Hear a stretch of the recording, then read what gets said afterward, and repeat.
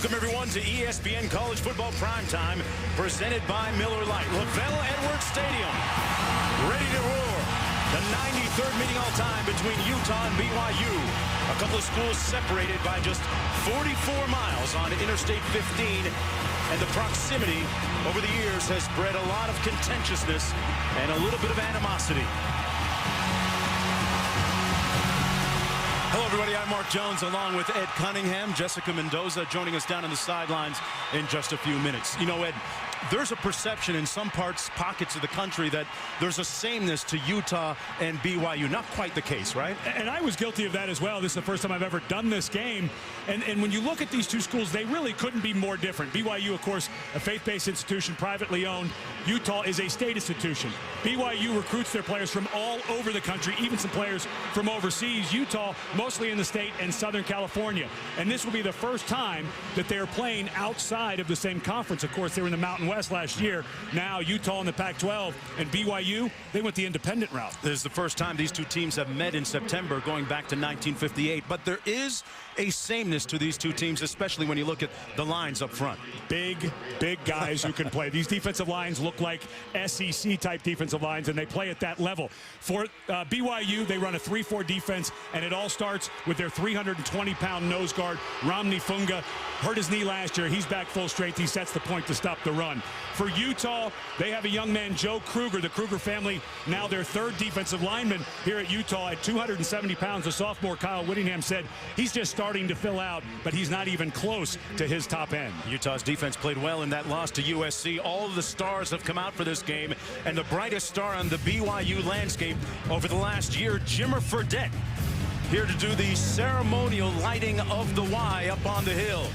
Here in the shadows of the Wasatch Mountains, it's Utah, BYU, coming up right after this. ESPN's College Football Primetime, brought to you by Kingsford Charcoal. Go to grilling.com and tell us where you're tailgating this weekend for a chance to win a grilling package worth $500.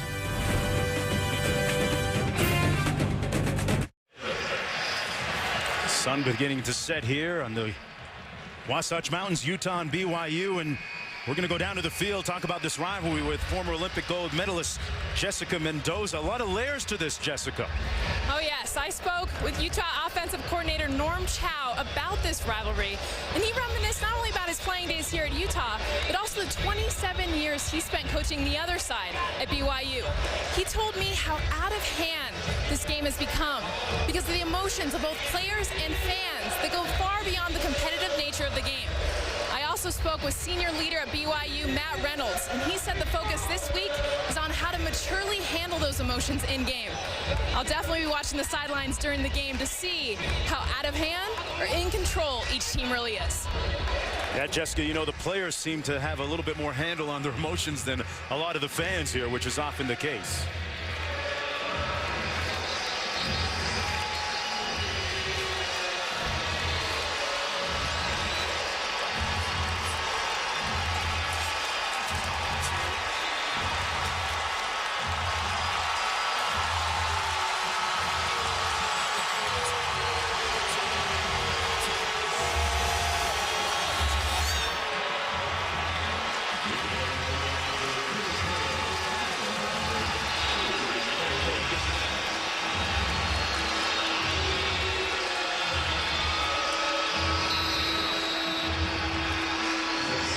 To a man, the players on both sides say you can feel it in the air. Utah to kick off. Underway. Hoffman and Haig back deep. This is going to be Cody Hoffman.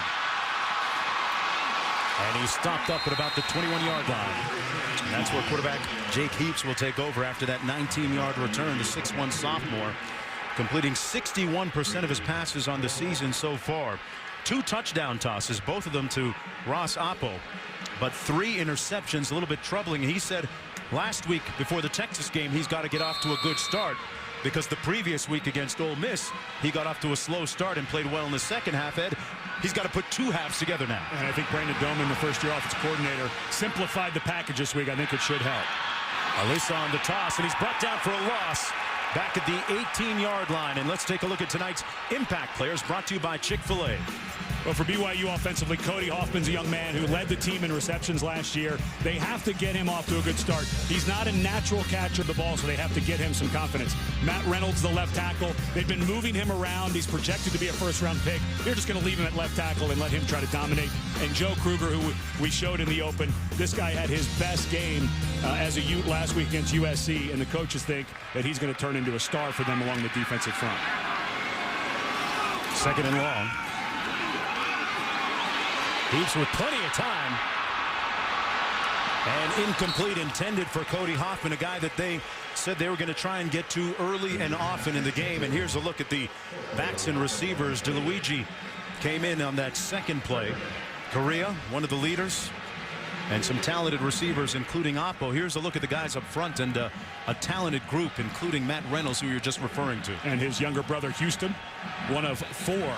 They're two of four Reynolds brothers who have started along this front. Of course, their father, Lance, is the tight ends coach and has been a coach here for 28 years, so they didn't have to go far to play college ball. Third and long. Oppo was the guy they went to early in the Texas game last week, and a bad snap. Heaps loses it again, back in the end zone. Utah recovers. Touchdown, Utes. Derek Shelby with the loose ball recovery. This is a problem Terrence Brown, the senior center, had against Ole Miss. Almost every snap in the Ole Miss game in shotgun was sloppy and to the right. They seemed to have it cleaned up last week. This just misses by a mile. And then Heaps makes a bad mistake. He was trying to throw it away, but he never had a hold on the ball. Should have fallen on it. It's a safety instead of a touchdown. Bad snap. Bad job by the quarterback trying to clean it up. Just fall on the ball, take a loss, or a safety. Instead, a touchdown for Utah.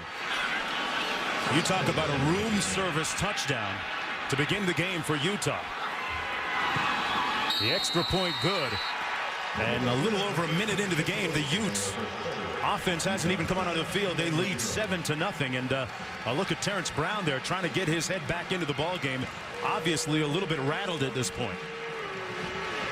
And he's got to get out of his head. That's the hard part. You know, the quick change. It made a bad snap.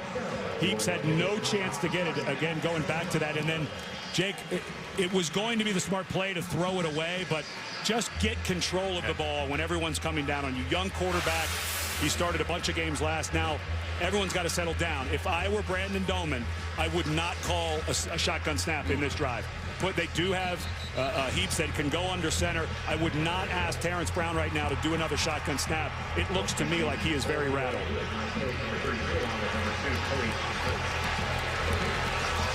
A costly mistake to begin the game for the Cougars. And as a center, I've been there. As a matter of fact, my senior year, we played at the University of Nebraska, and I had a bad snap on the goal line as we were going in to score. So I know what that feels like. It's like a corner who gets beat deep. You have to go to the next play. Right now, though, Brown looks like it's sinking in that he made a huge mistake. He's got to let it go. Hoffman and Haig back deep. And this is going to be Hoffman. And falls forward to about the 22-yard line. It'll be first down and 10. A 12-yard return. Heaps coming back onto the field. And, well, how do you get his confidence back? You talked about not having any shotgun snaps. Right? Anything else? This offensive line, when they were coming back, everybody thought that this offensive line could dominate. Now they've played two good opponents, Ole Miss on the road, Texas on the road. I think they need to line up. They need to put some weight on their hand and try to get the downhill running game going. They've got to get this out of their system. It's not often that you hear linemen's names called prominently in games, unless, of course, it's in an auspicious way. Welcome back, everyone, to the 93rd edition of Utah against BYU. Utah with a 7-0 lead, courtesy of that turnover. Bad snap by Terrence Brown. Jake Heaps compounding the problem. And then Derek Shelby of the Utes falling on the loose ball in the end zone. J.J. DeLuigi, the lone back on first down and 10 for the Cougars.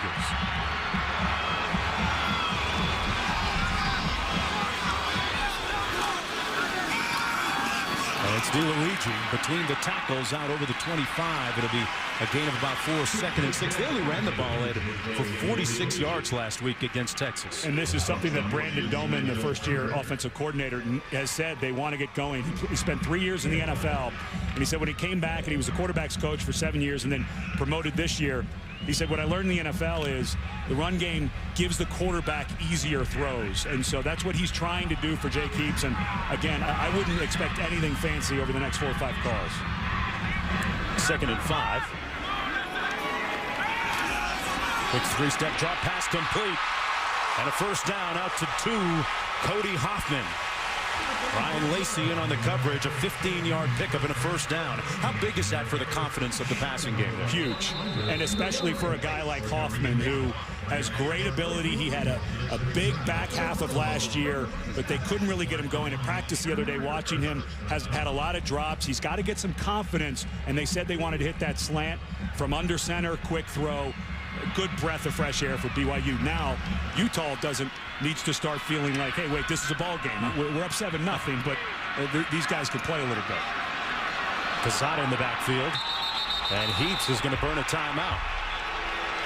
Now, Brandon Doman, yesterday in our coaches meetings, Ed, was lethally and brutally honest with us in some of the shortcomings of his offensive side of the ball so far. And he understands that he's being held to an amazingly high standard, and how coincidental, I guess, maybe has some irony that Norm Chow, the guy who really, if you think about BYU offense, is now on the other sideline calling in this game. So he's held to a standard because of what Norm Chow had done here from 75 to 99, took over the play calling in 1982. But the one thing that he said the players asked him for was to simplify a little bit. They were trying to do a bunch of stuff. They have a dynamic offensive tackle in Matt Reynolds. They were moving him over to the right, doing some oversets with their offensive line. He said, we just had to simplify and take some stuff out. So this offensive line that we expected to be very good could just start to do their assignments, which they were missing a bit against Texas.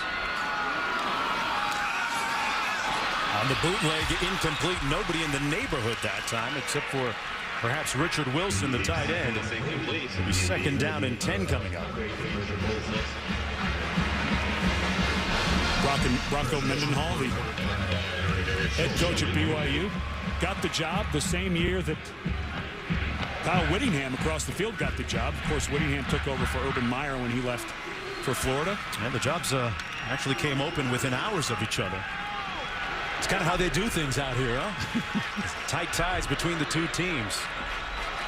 2nd down and 10.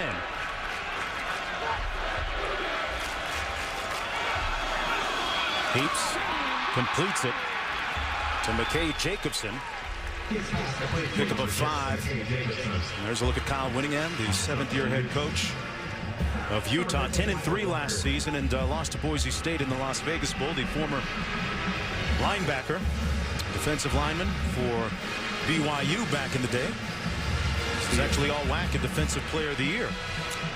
And he played in the last game between BYU and Utah. That was for the outright conference championship. Of course, that was for the WAC, and they won Vegas in year, although he said he had the flu, doesn't remember much of the ball game. 3rd and 5. Heaps complete. And Correa out of the backfield gets another Cougar first down. Some crisp execution that time by the Cougars. And that's the first shotgun snap since the errant one to start. And I think that Brandon Doman in his first year as offensive coordinator handled that very well. Got some easy throws for his quarterback, put him under center, and now Terrence Brown, the center, is in the flow of the game, getting that out of his head. Heaps under center here on 1st and 10.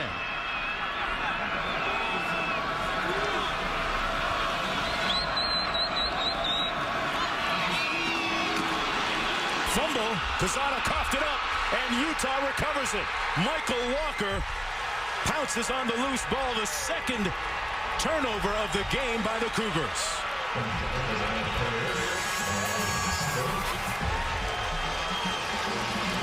Well, Utah last week gave up some chunk yards against USC, but the one thing they did very well was they had 3 takeaways in that ball game that gave them a chance to tie it at the end, and that was a nice low tackle by Chaz Walker. Got his pads down. You hear the word leverage a lot. Look how low Walker gets on this tackle. Kept his head up, hit with his shoulder pad. You can't teach it any better than that. BYU turns it over for the second time in the game, and Utah's offense on the field for the first time in the ball game. And starting with great field position, John White dotting the I. Jordan Wynn, the quarterback, under center. And hands it off to White. Gets about 2 or 3 yards. Brandon Ogletree making the stop on the play. Jordan Wynn, the starting quarterback for the Utes, 6'2", 202-pound junior. Completing 55% of his passes. 3 touchdowns on the season. 23 of 46 last week against USC. And all the talk this week has been about that newly surgically repaired right shoulder of his and how it's going to hold up for the season, in particular tonight. 2nd and 8.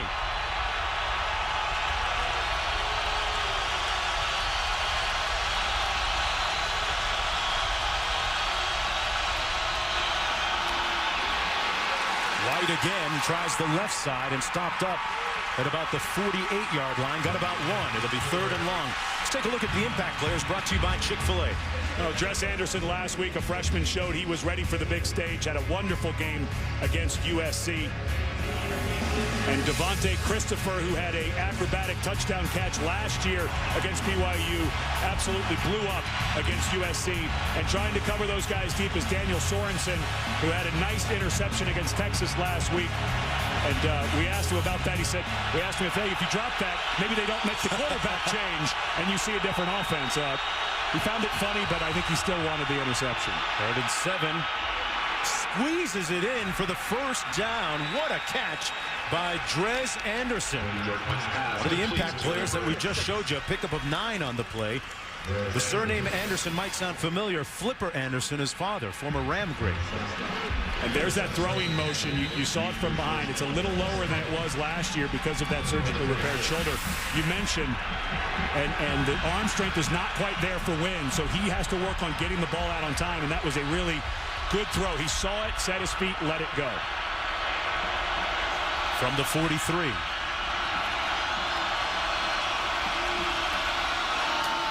White between the tackles. Tough sledding. Might have gotten a yard on the play at most. It'll be 2nd down at 9 as we take a look at the offensive unit. Talked about White, a couple of carries already. Reggie Dunn and Devontae Christopher, a talented group of receivers. And there's a look at the offensive line. They ran well against USC last week. Right tackle Tony Bergstrom is down with an injury. They don't have a whole lot of depth on this offensive line. Earlier in the year, John Cullen, the left tackle, had to sit out a ball game with a concussion. Miles Mason started that position, then moved to guard. So the listed Kapua Sai is listed as the backup.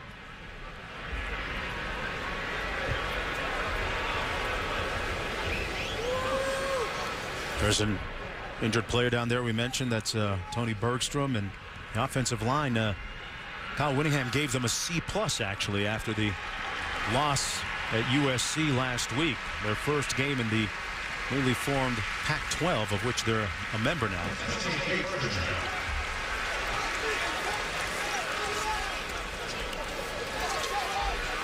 I want to welcome those of you that are watching Florida State and Oklahoma from Tallahassee, where it's halftime. Right here, it's 7-0. Utah with the lead after recovering a fumble in the end zone on BYU's first series of the ball game. That's Jordan Wynn at quarterback, 2nd and 9 for the Utes. BYU has already turned the ball over twice, in fact. Wynn with tons of time delivers a strike complete to Devontae Christopher, and another Ute first down. And this is what Norm Chow, the first-year offensive coordinator from Utah, said they needed to do, was roll out Wynn quite a bit. Christopher does a nice job. You don't have to run full speed when you're running that cross. You just need to find the space, and that's exactly what he did. He found himself between the underneath coverage and the over-the-top coverage, and Wynn on the rollout didn't have anybody in his face. That was something that Chow said they needed to do with a shorter quarterback who's got some arm problems. They needed to move him out of the pocket. 28-yard gain, 1st and 10. Christopher in motion. They hand it off to White. And White down to about the 13. Gains about 2. 2 the key number. 2 turnovers by BYU early in the ballgame. This was the first. Heaps compounding the problem, trying to throw it in a throw that would have made Garo Yepremian proud. And then the second turnover. Great hit by linebacker Chaz Walker actually on the play, causing that second fumble, and Utah with the ball. And BYU has been very good. Remember, 2 games on the road against Ole Miss and Texas. First points allowed were in this ballgame on a turnover. Maybe some more off of another turnover. 2nd and 8. Into the boundary. That ball may have been tipped at the line of scrimmage. Preston Hadley in on the pressure. And this is something that Wynn struggled with last week against USC. He's a shorter guy, right at about 6 feet. But give Hadley credit. You know, the quarterback, though, you're stuck in that place where you see Hadley coming, and you know a pump will get him up. But if you pump it, you're going to be late on the throw. So Wynn's got to loft that ball a little bit when he's got a free man running from the outside. Christopher is split wide to the top of your screen to Wynn's left. He's the money guy receiving-wise.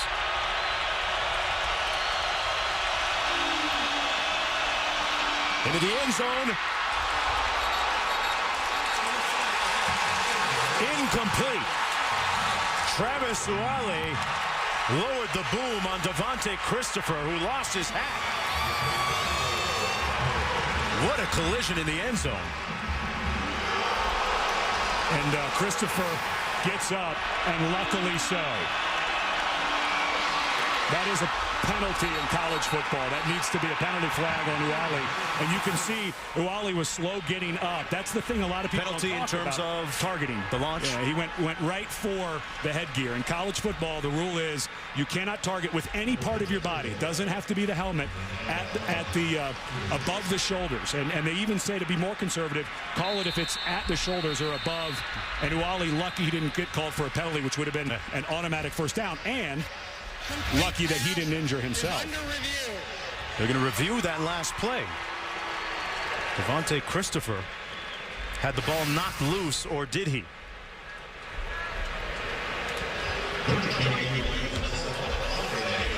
There's the ball. Incomplete pass, yeah. And of course, they can't review a penalty.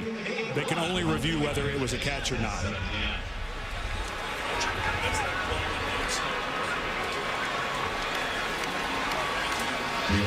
Wally, the former walk-on, who was actually offered a scholarship at Utah. But Uale needs to be checked for a concussion on the BYU sideline. You look at him. He is wobbly. He's absolutely punch drunk. So someone on the sideline of BYU needs to pull him aside and take him through the protocol of a concussion. And that's the thing. That rule is to protect both players, not just the offensive player. I don't think you realize how many times a defensive player harms himself doing that. After review, the ruling on the field is confirmed. Incomplete pass. So Coleman Peterson is going to come in for Kyle Winningham and trying to attempt this field goal from 29 yards out. He's 2 of 3 on the season so far. That one miss, the big one last week, blocked on the last play of the game and run back for a touchdown against USC.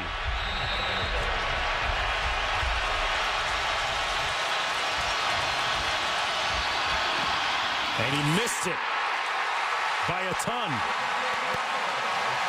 So the Utes unable to convert on that second turnover by BYU. Wale delivering the big hit.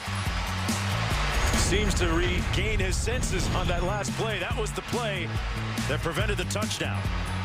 Back with more after this.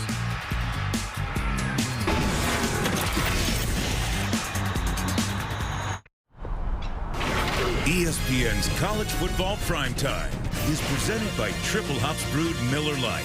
Taste greatness. And in part by Hyundai. If it's fuel efficient, affordable, stylish, and safe, it's probably a Hyundai.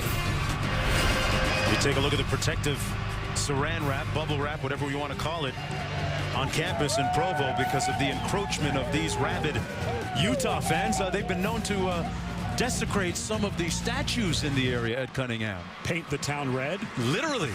That's a brilliant way to stop that, though.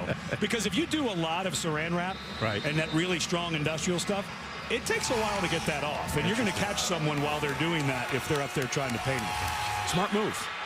Back in high school, we used to try and paint the other team's goalposts. Guess they've gone further now. First down and 10. Cougars offense has turned it over twice already in the game. Heaps up top. Intended for Oppo and couldn't get there in time. Ross Oppo has 2 touchdowns this year. The only 2 offensive touchdowns that BYU has this season. And who would have ever thought that we would say something like this for a team that prolifically has great offensive units? And the fans are getting restless. Brandon Doman's been hearing about the lack of production, but this is a young man, Oppo. Again, they've got a lot of young receivers. The offensive line should be the strength. They've got to start leaning on them. Oppo, a guy who's still trying to get into the system. There's a handoff to DeLuigi. Gets to the edge, turns those shoulders and gets upfield. There's a flag down on the play as well. But a good burst that time by J.J. DeLuigi.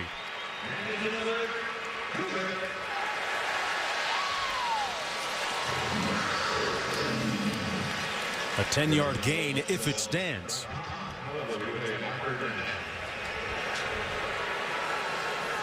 Holding number 79.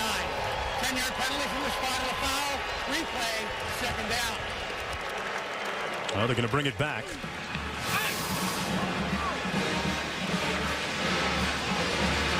That is a leg tackle.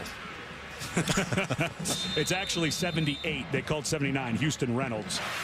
But when you're out there, I'm not saying I haven't grabbed the linebacker's leg once or twice. Come clean. But it was in the middle of the pile. When you get out in the middle of the when you're leading the parade, you cannot tackle the linebacker. You got to read the Ed Cunningham handbook on that. It's not cheating if they don't call it. There we go. If they call it, it's cheating. Second and long, 16. Heaps with a rope complete.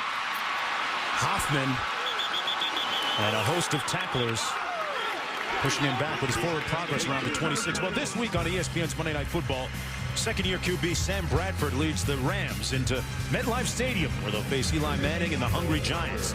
Rams-Giants, ESPN's Monday Night Football at 8:30 Eastern, also streaming live on WatchESPN.com and the Watch ESPN app. Coverage begins at 7 Eastern. Monday Night Countdown, served by Applebee's. 3rd and 4. Ross Oppo, conspicuous by his silence so far. Out of the shotgun.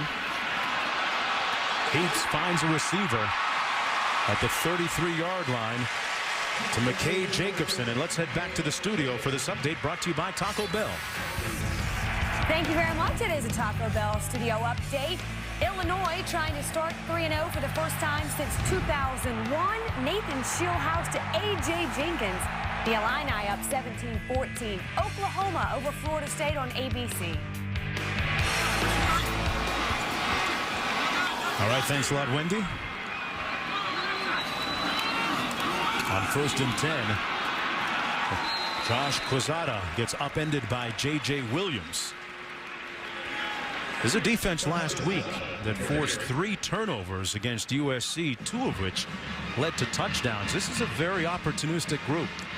Speaking of Kyle Whittingham, of course, he's been there since 1994.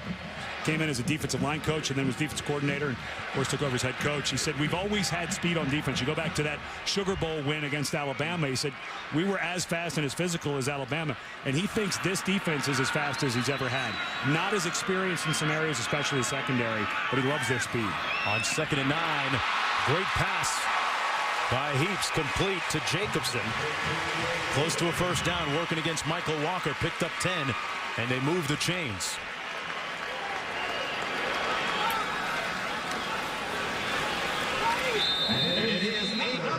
Under 5 minutes to go here in the first quarter. These two teams have split the last 6 games, 3 apiece.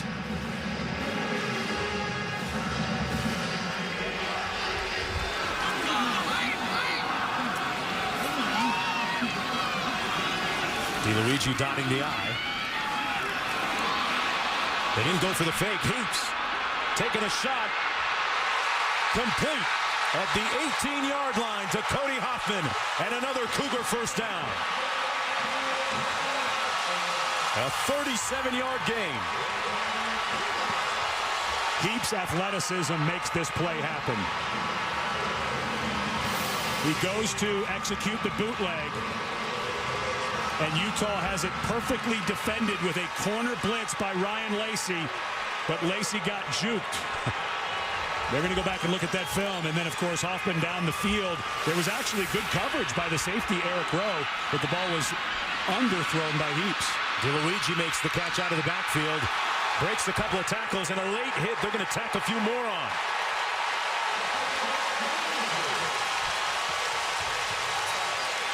Chaz Walker. And there you see some of the flowing emotions out on the field between these two heated rivals. They're going to get Eric Rowe with a late hit out of bounds. True freshman. Coaches are excited about this young man.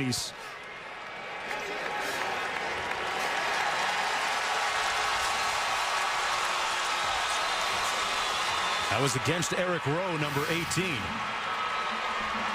DeLuigi clearly out of bounds as Rowe comes in and knocks him down. And now for BYU, where they have struggled, is in the red zone. Worked a lot on toss sweeps in practice on Thursday. This looks like a passing route. Wouldn't be surprised for a fade here. Hands it off to DeLuigi up the middle. And he's brought down at about the 3-yard line. And there's a fumble. And Utah comes up with it again. The third turnover of the game by the Cougars. Joe Kruger with a big hit up front. This game feels so similar to USC for Utah defensively. They were at times, Utah was struggling, slowing down USC, but it seemed like every time they needed to make a turnover, they did. And that's an excellent job by number 92, Lutulele, star Lutulele, reaching in, knocking that out. But nice play by the defender, but a reach in like that should not cause a fumble. That ball needs to be secured away a little more tightly by the BYU runner, DeLuigi. Boy, the offense of the Cougars has been very neglectful and careless with that football. 1st and 10, Utah, 98 yards away. Akapuna brought down maybe for about a yard loss on the play. Akapuna missed the USC game with an ankle sprain. Time winding down in the first quarter, 3:22 to go. Lotulele, one of the guys that Kyle Whittingham was talking about, why they're so happy with this defensive line. They have size, they have depth. He thinks it's the best group collectively on his entire team.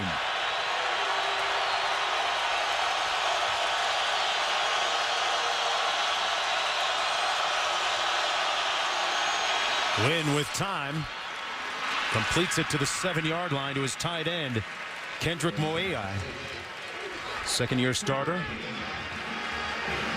Boy, 3 turnovers, the prevailing storyline early in the game. There's the first one on the errant snap by Terrence Brown. Here's the second one. A great hit that play by Chaz Walker to cause the fumble. And then there's the third turnover by BYU. We haven't even played 15 minutes in the game. Now the defense can help them out with a little bit of a stand here, right, Ed? And BYU with 2 timeouts get the ball back plenty of time. They could get a little field position with a stop. Flag down. Win into traffic, incomplete. I believe that they are going to get, I believe this was a free play, but what a risky throw by Jordan Wynn on the run.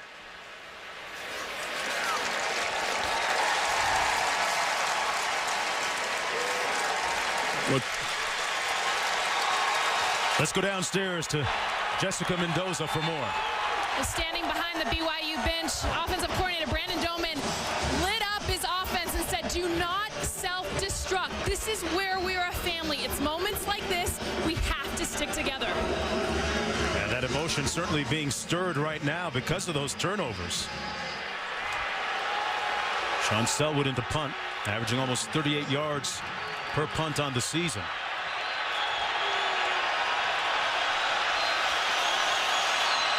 Falslev standing at his own 45, so the Cougars will get great field position and a high towering punt all the way back to the 36, and tremendous comprehensive coverage by the Utes on special teams.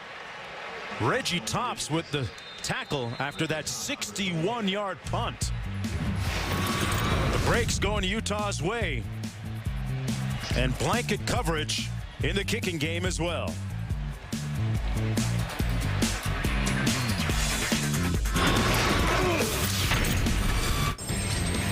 Road test weekend continues. Oklahoma and Florida State on ABC. It's 13-3 Sooners. And on ESPN, Miami all over Ohio State. It's 17-6 in the fourth quarter. Mark? I like it. I like it. Of course, Wendy, I just want to know what Wofford did, your alma mater did today. 1st and 10. Heaps complete. Hoffman close to the first down at about the 45-yard line. Close to a 10-yard gain. When things are going bad, there's a couple different ways that you can deal with it. This is the best way. Just relax. Everybody have some fun. This is a guy, Brandon Doman, who's been around the game for a long time. Played quarterback at the highest level. Now coaching at the highest level. Last thing you need to do is be yelling at guys when they're a little tense. Pizzata in the backfield, the lone back.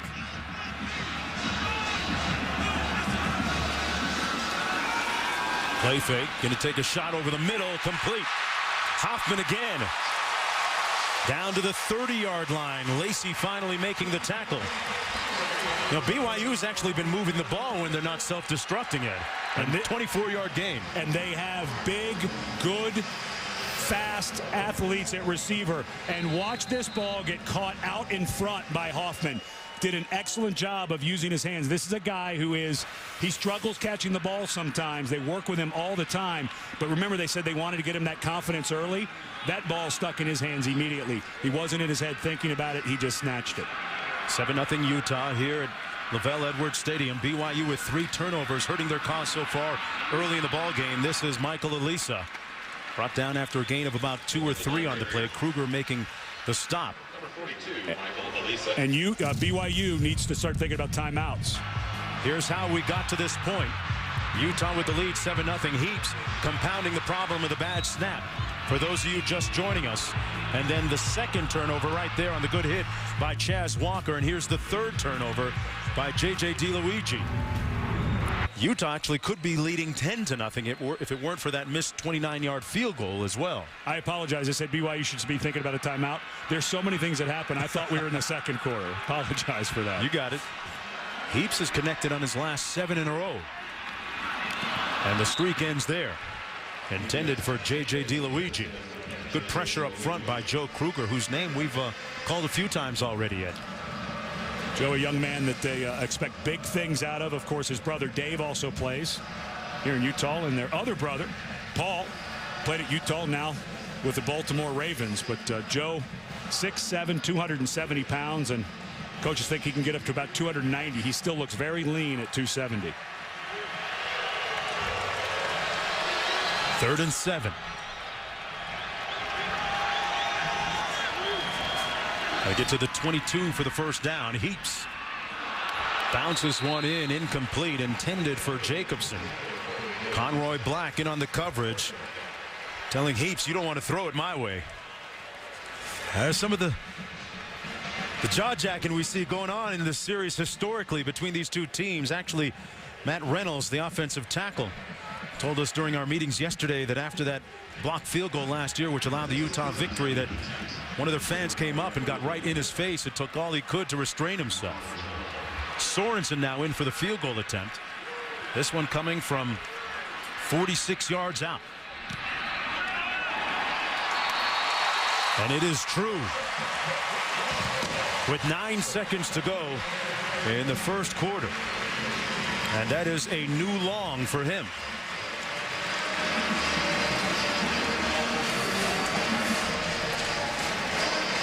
Well, the chase for the Sprint Cup begins with Jimmy Johnson eyeing his 6th straight title, but regular season points leader Kyle Busch and 4-time NASCAR champ Jeff Gordon look to be the top contenders to knock him off. Hey, the chase for the NASCAR Sprint Cup begins with the Geico 400 at Chicago.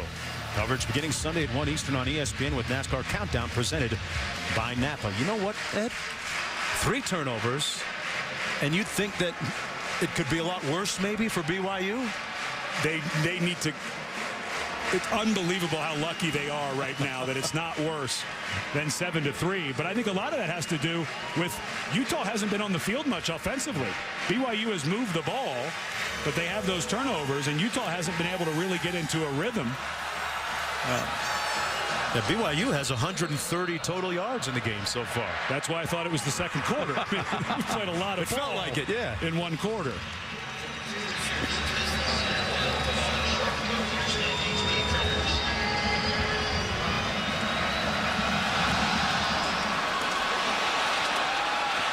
This one's going to go out of bounds, and flag thrown. Well, one of the big stories during the offseason is this ball is going to come way out. A big penalty. One of the rules they put in a few years ago to encourage you to kick it inbound so you could have some returns. Yeah, that's good starting field position. You like the rule? I do. I think it's a good play. I think it's, one of the reasons I don't like overtime in college football is we throw away the kicking game. We talk about how important it is, and I enjoy it. One of the big stories during the offseason was Norm Chow. Right there in the middle of your screen. A little odd for most people to see him in the red and black of Utah. Of course, he coached from 1975 to 99 at BYU, but he was an offensive lineman for the Utes back in his day, and out his window, he can see the chapel where he and his wife were married while he was in college. So a career that stayed for many years here in Provo, and then he moved around the country, NC State, UCLA, USC, Tennessee Titans. He ends up back home, and of course everything at UCLA kind of imploded when they switched to the pistol offense and brought in a new staff this offseason. Jessica Mendoza reporting earlier telling us that Norm Chow spoke on the vile nature of this rivalry at times. I wonder if they had to put protective wrap on Norm for this game. Have to kick in the door to his office to get to him.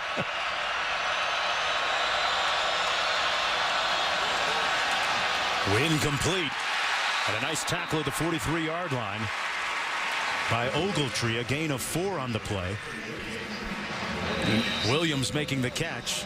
And that's going to be the end of the first 15 minutes of play. A memorable 15 minutes for BYU, able to survive the 3 turnovers and to trail only by 4 points.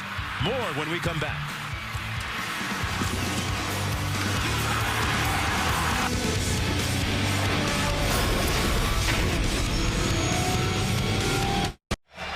Welcome back, everyone, to Provo, Utah. For the first time since 1958, Utah and BYU meeting as early as September.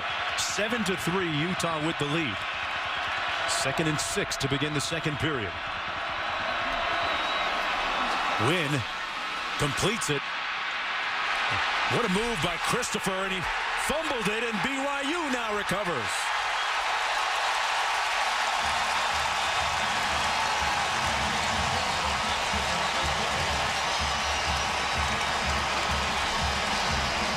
Well, that was just great hustle by number 4, Wona Kavinga.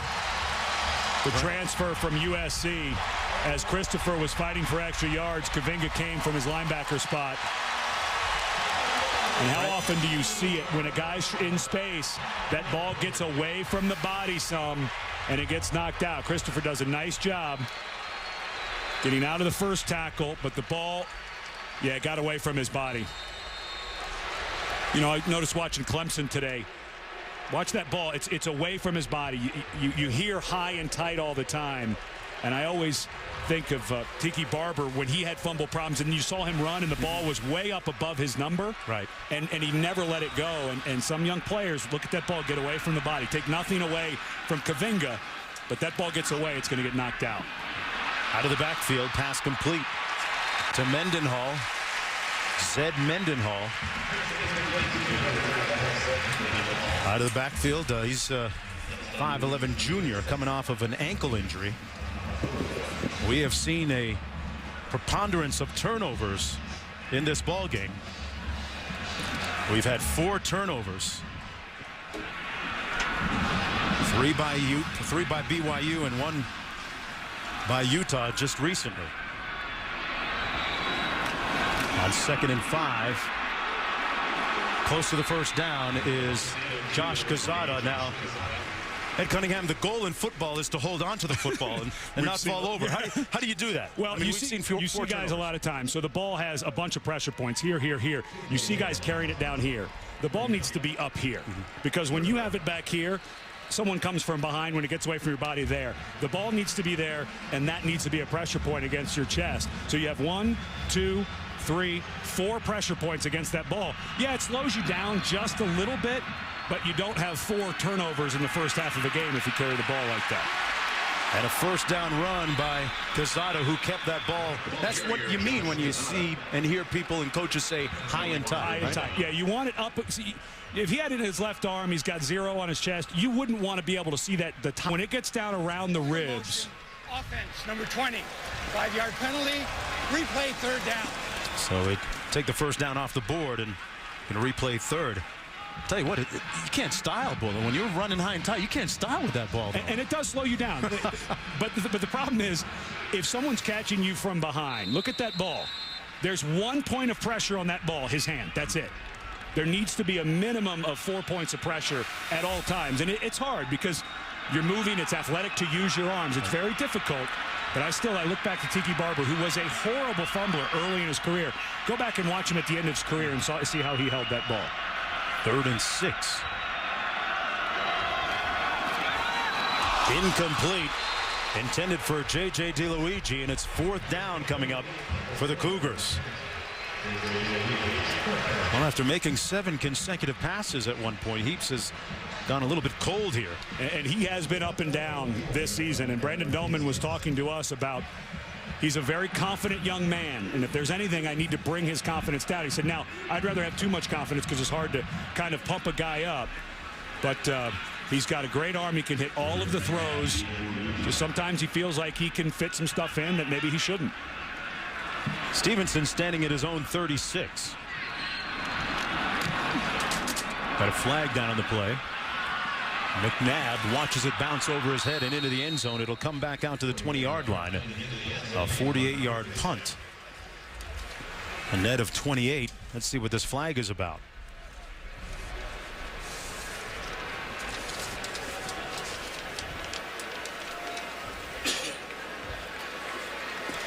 Illegal formation, offense.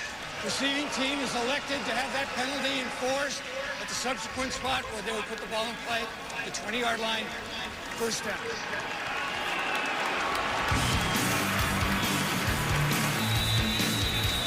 Well, Jordan wins, shoulder holding up so far. We'll see if he can move that offense when we come back.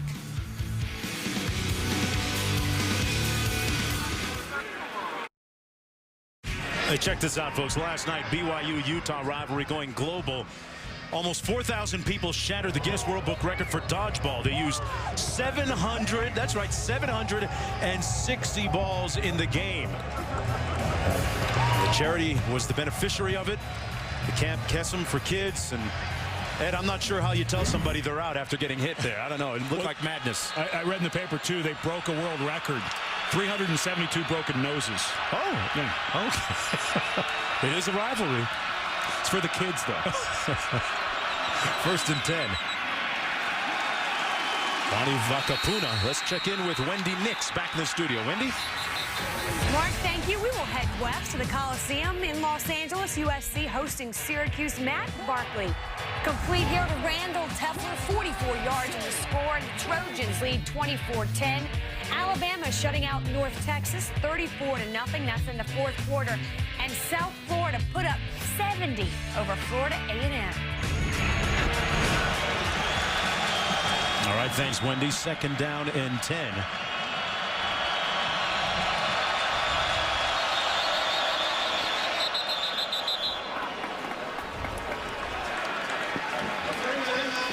Utah calls a timeout. Now got 2 remaining. Now let's take a look at our FaceTime profile brought to you by Edward Jones as we take a closer look at Norm Chow, the esteemed offensive coordinator for Utah, who coached at BYU. The guy was a fixture here for 27 years. I think there is a very viable argument that Norm Chow is the best offensive coordinator in the history of modern college football. If you look at the quarterbacks that this man has mentored through the years, it's staggering. And I remember when he got to USC, Carson Palmer was the 6th, 7th, maybe 8th best quarterback in the Pac-10. And you go back, Steve Young was the first quarterback that he ever called plays for. Ty Detmer, of course, won the Heisman. People forget he coached Phillip Rivers. But the one that stands out to me is Vince Young. His best year in the NFL was his rookie year, went to the Pro Bowl. Norm Chow was the offensive coordinator of the Titans that season. His offense on the field, 2nd and 10. Jordan Wynn, boy, he hit that seam perfectly. What a catch by Christopher, who this time hangs on to it, and he took a lick from Daniel Sorensen after the 21-yard gain, and he crumples into the sideline. Very physical game so far, and that is a clean hit by Sorensen. The difference being he hit him in the chest. Even though his head was down, and Christopher was slow getting up because he got hit in the chest, but that was different than the shot we saw in the end zone. Completely legal there by Sorensen. It's the type of hit you expect to see in this heated rivalry. Pass complete to number 89, Rogers. Alan Rogers picks up 7 yards. It'll be 2nd down and about 3 to go.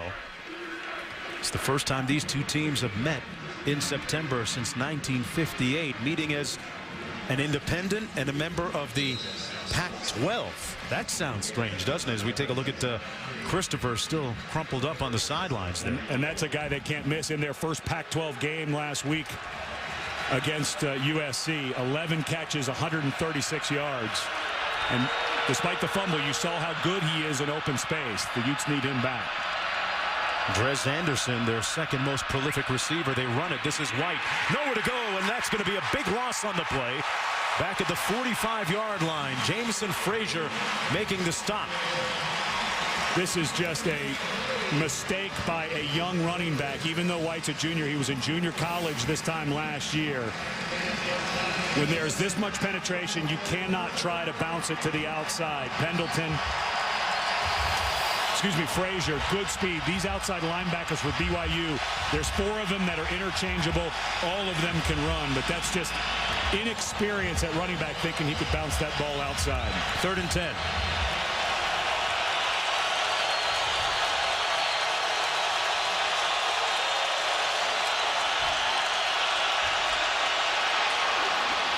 Into traffic, a little bit of bumping, and a flag thrown. It was intended for Drez Anderson, the 2nd leading wide receiver behind Devontae Christopher. And Jordan Wynn is down. The quarterback for Utah is laying prone on the ground, and they're looking at his left arm. Pass interference, defense, number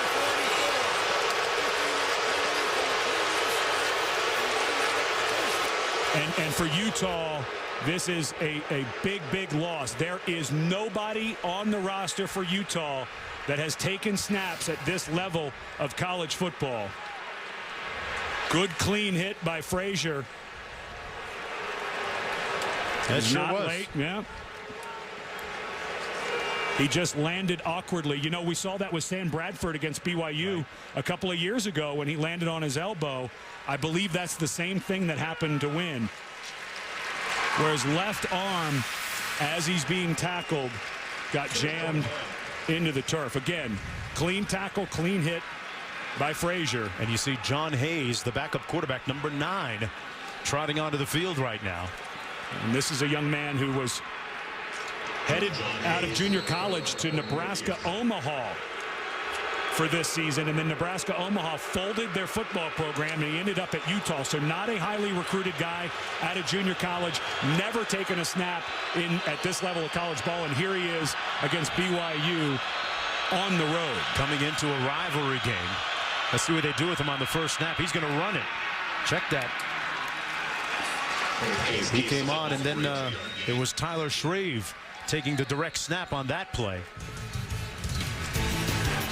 Well, folks, Sunday NFL Countdown returns this season. A new start time, 3 hours, with the best business doing work. Sunday NFL Countdown presented by IBM on ESPN Sunday at 10 a.m. Eastern. Also, ESPN2 has a fall new lineup. Sunday morning starting with Outside the Lines, hosted by Bob Lee at 10 a.m. The Sports Report is at 10:30 a.m. Sports Center at 11. And Fantasy Football now at 11:30 a.m. Eastern Time. And now John Hayes into the ball game. He takes the snap and hands it off to White. Well, Tyler Shreve, a young man who's a true freshman, getting his first snap. So like what BYU saw last week against Texas when they benched Garrett Gilbert, perhaps Utah is going to go with Shreve to be kind of the runner and see if John Hayes. But again, both of these young men at quarterback, you're replacing a 3-year starter in Jordan Wynn. Started as a true freshman, got hurt last year, but came back and was able to play, needed shoulder surgery in the offseason, and now, but he's a tough guy. I have a feeling we're going to see him back in the ballgame, just seeing if that left arm's going to hold up. 3rd and 2. They're going to run it. White, nowhere to go, short of the first down. The BYU defensive front, led by Funga and Rowley, and Manu Maleuna and Frazier also in on the stop. And now for Utah, there's just not much they can do offensively without Jordan Wynn in the ball game. And now they're in a position where they're between a long field goal. Remember, they had the blocked field goal against USC last week. They don't want to do it. So going for it on 4th, I think the right call. They've got the athletic quarterback in. I think they've got to try some type of quarterback run or a sweep here.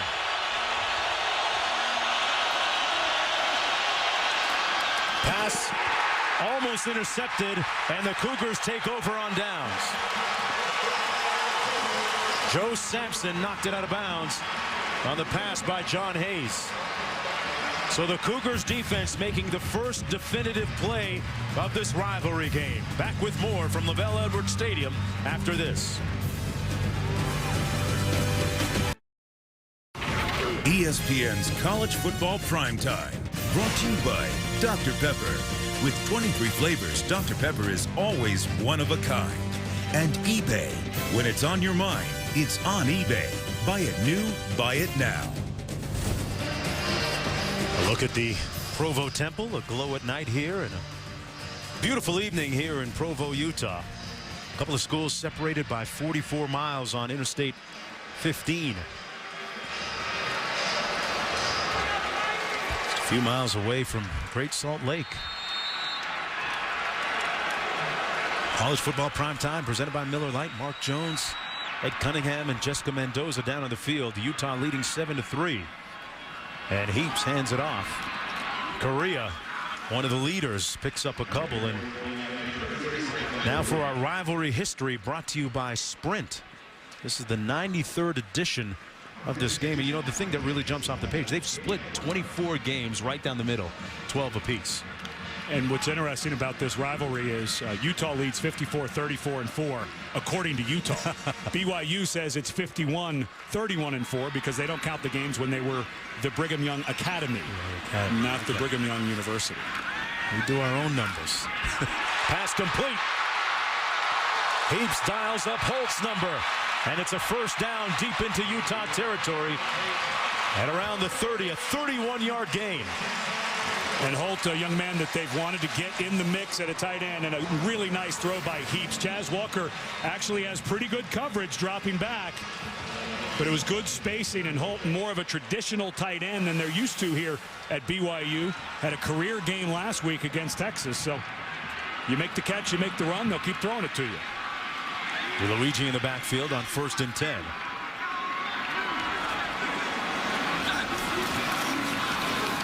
They run it to DeLuigi's side, and he doesn't have much room, stopped up near the line of scrimmage.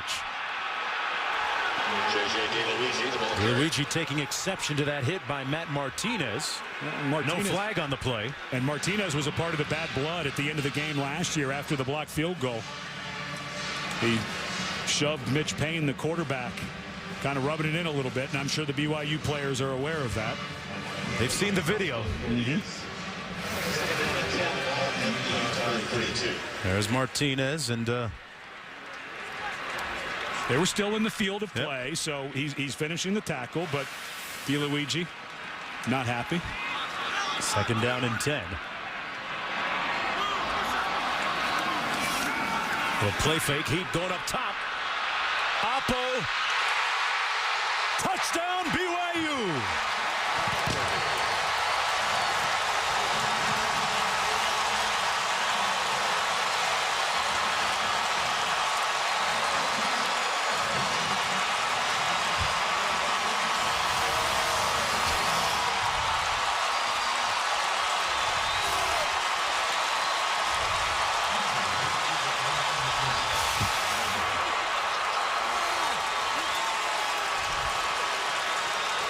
They dialed up number 11's number.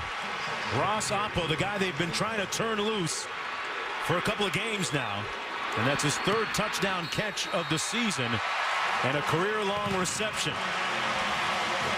Cougars starting to roar at Cunningham. Well, Ross Oppo first committed to the University of Texas, and the reason he came to BYU is Jake Heaps said, you need to come play with me. Looks like they have a little bit of chemistry. The power of persuasion.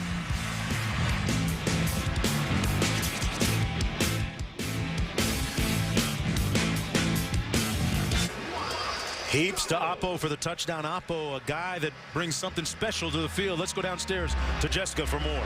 Well, the connection between Heaps and Oppo started back in high school when they were nicknamed 911 because of their numbers. They met at a Stanford Nike camp where they connected so much on touchdowns that they decided that they wanted to go to BYU together, even though Oppo had verbally committed to Texas. It was there that it began, and since then, the 911 has continued as all 3 touchdowns that BYU scored has been on their touchdowns. That's been a prolific connection this year, and BYU with its first lead on a 10-0 run right now. Redshirted a season ago because of that broken finger. And the scary part for opponents of BYU, one's a sophomore, one's a freshman. Future looking pretty good. Dunn takes a knee. It'll come out to the 20-yard line. Let's check in with Wendy in the studio. What's up, Wendy? Mark, thank you very much. It is official. It's a final score in Miami. Mike James here dots the I and crosses the T. The 1-yard touchdown run makes it 24-6. Miami wins. And Oklahoma over Florida State on ABC. The Sooners up 13-6, less than 15 minutes to play. All right, Wendy, the good news now for Utah is that Jordan Wynn is back on the field and ready for play starting from his own 20-yard line. Remember, he missed the last series because of an injury.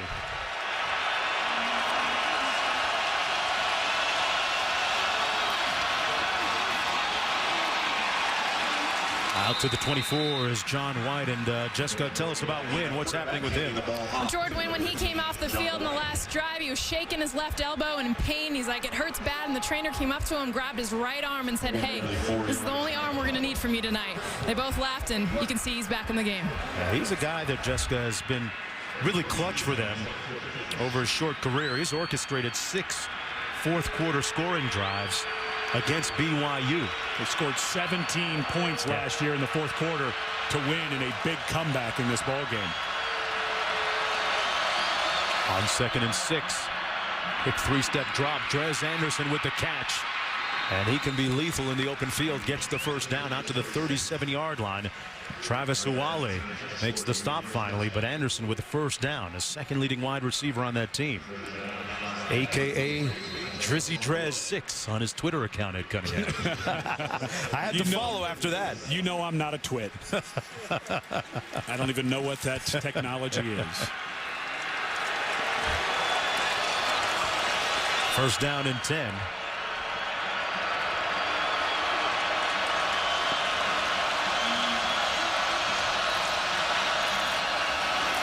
On the reverse.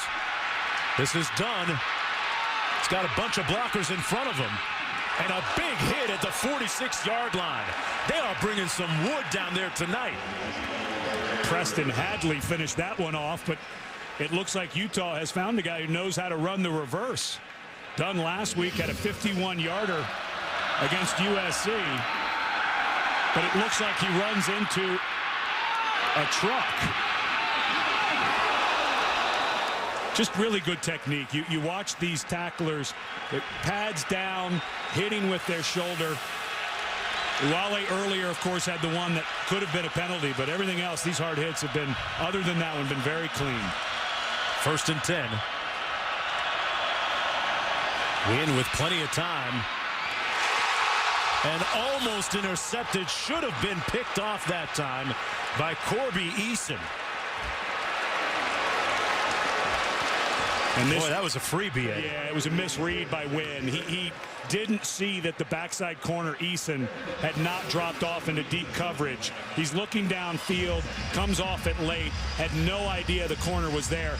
And a lot of times, you talk to a receiver and they'll say the hardest catch is when you're wide open and it feels like the ball gets there. Well, if a receiver says that, think of it as a cornerback. They don't work on catching the ball as often. So I'm sure Eason felt like it was in slow motion getting to him.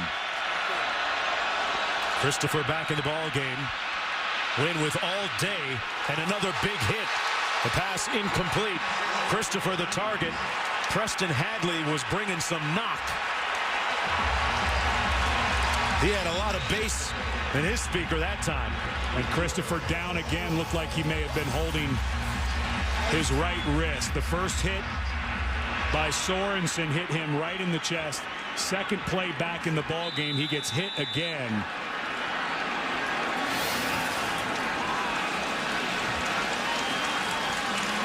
Boy, good form tackle by Preston Hadley. And a shame for Utah, because Christopher was starting to become a guy that they could count on. He had an amazing catch last year in this ball game that made it 13-10 in the fourth quarter, just a juggling catch. Huge game against USC, and now because of some hard, clean hits by BYU, they may lose their most explosive receiver.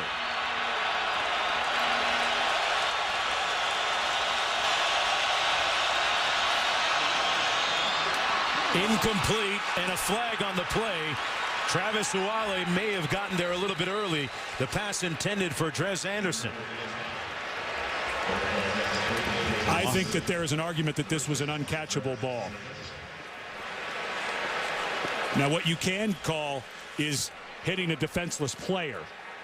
If Anderson had given up on the play, you can call a personal foul, but I believe the call here is pass interference. Pass interference.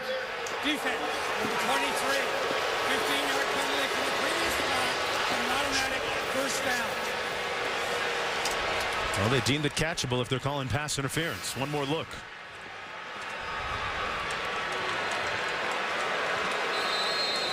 Yeah, close enough. Yeah. Close enough. You've got to let the Anderson go to make this play. This is the right call. The first look, I thought maybe not, but that was certainly pass interference on Raleigh. First and 10 from about the 31. White trying to get to the edge. And a big hit coming up from his corner spot is Corby Eason. A gain of 2 on the play. It'll be second down and about 8. Well, tune in to an exciting new show, NFL 32, a highly interactive program during my social media. That's right, where you, the fan, can help decide topics of the show. Join Susie Colbert, Chris Mortensen, and a rotating cast of NFL analysts. Weekdays at 6 Eastern on ESPN2. NFL 32. Everyone has a voice. We're going to get you on Twitter. Can I? It's social media driven, that show. Not a chance. Okay. I do email. I'll break you down. I got 14 more weeks. I shadow around on Facebook, but that's about it. 2nd and 8. Win. Into traffic and picked off at the 25. Kyle Van Noy with the interception.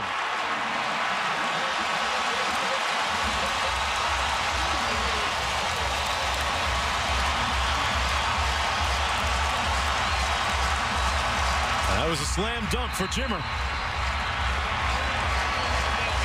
Another example of Jordan Wynn not seeing someone in coverage before. He missed the cornerback, Corby Eason. This time does not see Kyle Van Noy drop off from outside linebacker and do a wonderful job knocking this ball to himself. It was Van Noy that had the game-winning touchdown on the fumble recovery against Ole Miss a couple of weeks ago, and a big play here. And Jimmer says, yeah, I'm feeling that too.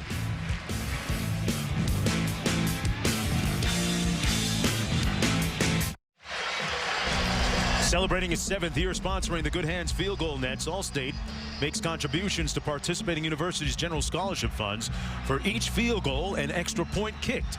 To date, Allstate has contributed more than $2.4 million in scholarship monies. 5 total turnovers in the game so far. BYU has 3 turnovers and 2 rushing yards. But the lead. And working out of the shotgun. Terrence Brown has seemingly recovered from his snapping woes, and a little motion on that offensive line. Looked like Houston Reynolds. False start. Offense, number 70. 5-yard penalty. Remains first down. Well, that's Matt Reynolds, the brother of Houston Reynolds. Which is actually his 3rd name, right?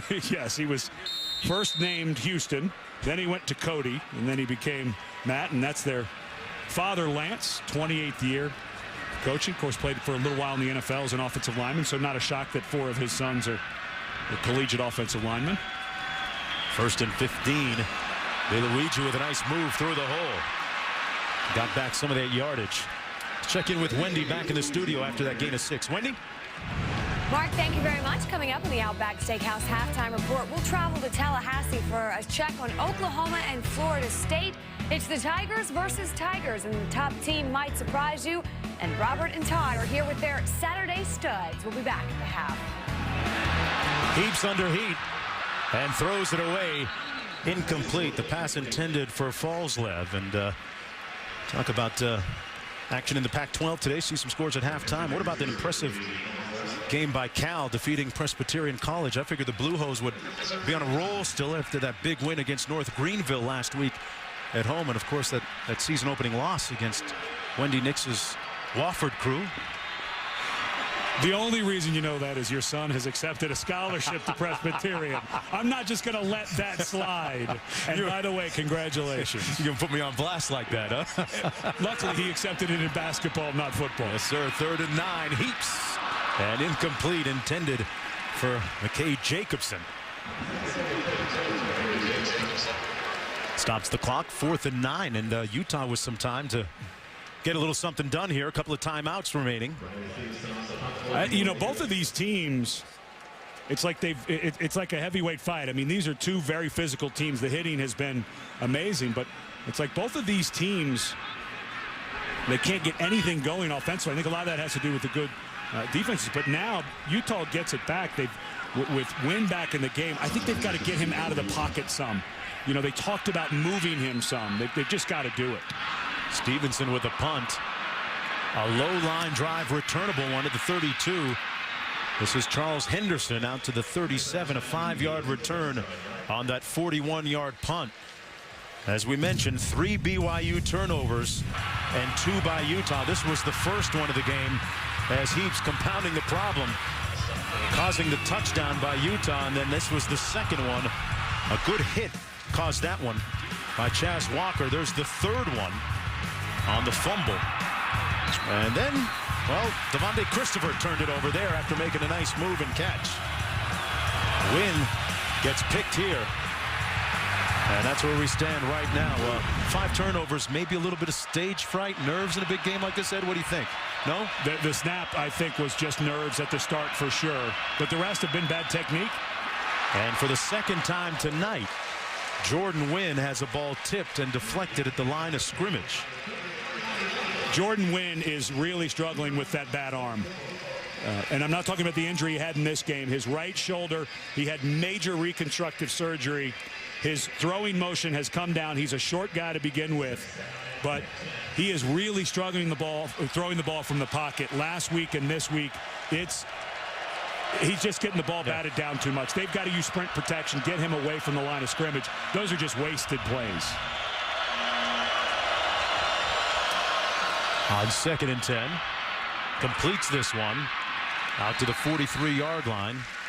It'll be 3rd down and about 4 to go. Reggie Dunn making the catch on the play.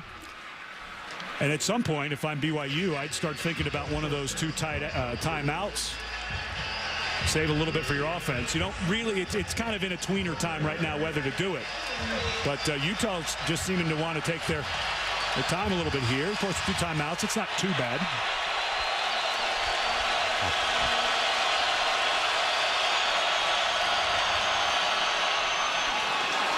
First down conversion, a sure-handed grab by Jake Murphy and a gain of 5. So it's 1st and 10, under 2 minutes to go, a couple of timeouts remaining. And now Utah needs to get going. They're huddling right now, but let's start marking this clock. I always think teams start going fast a little too late. Now, college football, of course, the clock stops a lot of different ways with first downs. It will now stop without a bounds at you're under 2 minutes, but this clock's going to start melting if they don't hurry up. Anderson and Devontae Christopher back in the ballgame at the top of your screen. A good sign for the Utes. Wynn. And the pass is caught at the 36 by Jake Dean on a nice diving catch. And Murphy, a young man who first committed to play at BYU, went on a mission, a 2-year church mission, and while he was away, Utah got accepted into the Pac-12, and it was his dream to always play in that conference. So changed his commitment, and he's now a Ute. From the 35.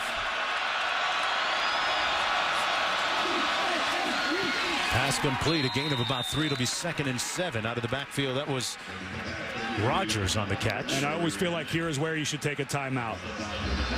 They're going fast, but you've got a veteran quarterback who knows when to throw it away, knows when to throw it to the sideline. And boy, they're huddling right now. This is not a good clock management drill by Utah.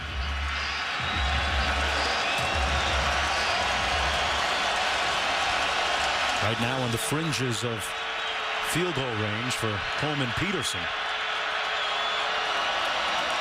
A little bit of pressure by the Cougars. They can't get to him. Wide open. Murphy. Touchdown, Utes.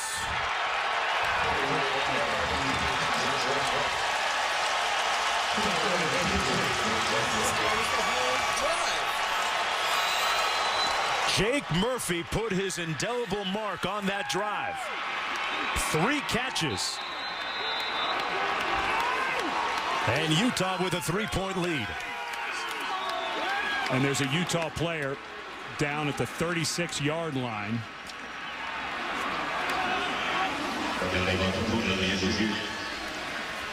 And that's running back Vakapona who's down. But watch the tight end Murphy just running across, tight end cross route, and it's all set up because of great protection. And what a shame. The protection started with Downey Vakapuna, came up, picked up the blitz, and then at the very end, I think he stepped on Jordan Wynn's foot as he dropped back. But it was his blitz pickup that made it happen.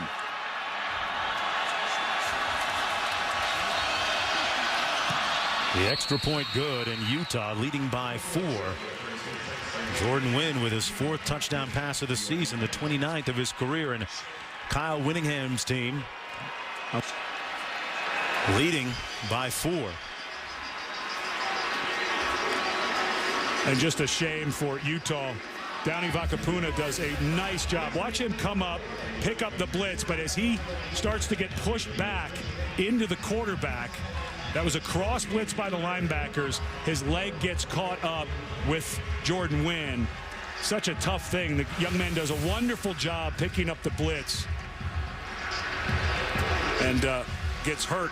Spencer Hadley, but he's trying to run it off. And just an oddball play. But if he doesn't go pick up that blitz, it's a huge sack. Utah probably runs out of time, doesn't get a score, but because he picks up the blitz, it allows the tight end Murphy, who, remember, was going to go to BYU and now is at Utah, to clear all the way across the field. So here's so many stories of cross-pollination in this game with players and coaches with ties to the school on the other side of the field. 6-play, 63-yard drive. They used up 2:11 on the clock. And Murphy converts with the score. Boy, what a first half this has been. A lot of different ebb and flow, swings and momentum with the 5 turnovers. Hoffman from the 3. And brought down at about the 16-yard line. BYU with a couple of timeouts remaining. But I take a knee. The way this half has gone, you're deep in your own territory. Take a knee. Let's get to, we're down 4 with 3 turnovers. Let's get this over with. Let's get into half, get people rested. This BYU team has played in 2 close games already this year. A 1-point loss and a 1-point win against Texas and Mississippi, respectively. Utah with wins over Montana State its first week, and then the loss last week at USC. Pass complete to Jacobson. If you're going to be aggressive and go for it, that's the type of throw. Nice call by Brandon Doman. Throw the out cut. If it's not there, throw it out of bounds. Trying to get a little bit of breathing room here. Now you've got time for about 3 plays. So your field goal kicker at this elevation can kick about a 55, 60-yarder. So we've got about 25, 30 yards to pick up. That would be Justin Sorensen. 2nd and 4 coming up.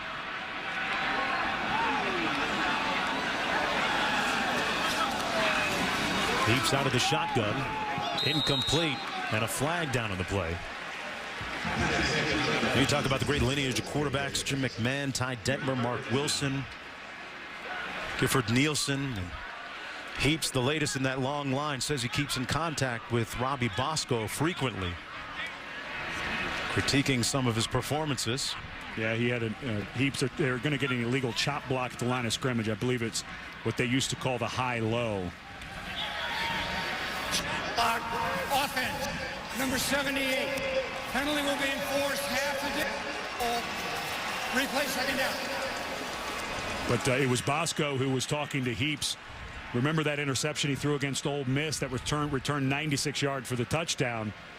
He talked to him about timing, and you threw the right ball in the right coverage. You just threw it late. So he's getting experiencers all around this place. Of course, Doman played quarterback here as well. So he's got a lot of people he can turn to.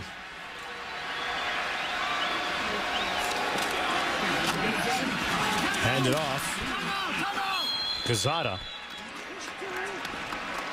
Does Utah maybe think about taking a timeout here, or is it going to get anything? I always think if you can make a team punt, make them punt. Go for a block. You may get a big return. You get a return, and maybe there's a penalty, and you know there's a lot of things that can happen. Yeah, this is a really smart play by Kyle Whittingham to take this timeout. I've always been a fan of the kicking game. So many big things can happen. I mean, you see it everywhere. You saw it today, Florida against Tennessee with a block punt. Down deep in BYU's territory, and if you get a return, maybe you get one play.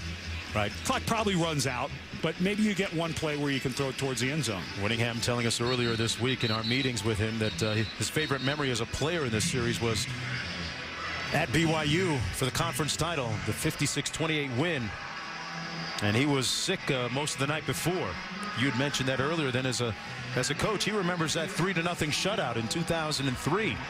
when he was Utah's defensive coordinator. It broke BYU's NCAA record of going most games without going without a shutout. So pretty good memories for him. 3rd and long, 13 to go. Maybe get a stop here and a punt if you're Utah. DeLuigi chopped down at about the 21-yard line. And Utah calls its final timeout of the half with 9 seconds to go. So BYU going to punt, and Utah going to try and make a little magic here on a punt return.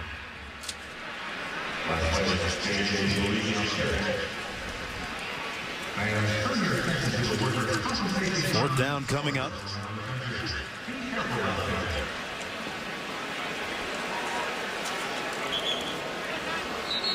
Riley Stevenson has struggled at times in the punting game for BYU. His first punt of the game against Ole Miss in the season opener down in Oxford, Mississippi, went for 10 yards. And, you know, head coach Mendenhall admits that he's struggling with his confidence right now. Another reason.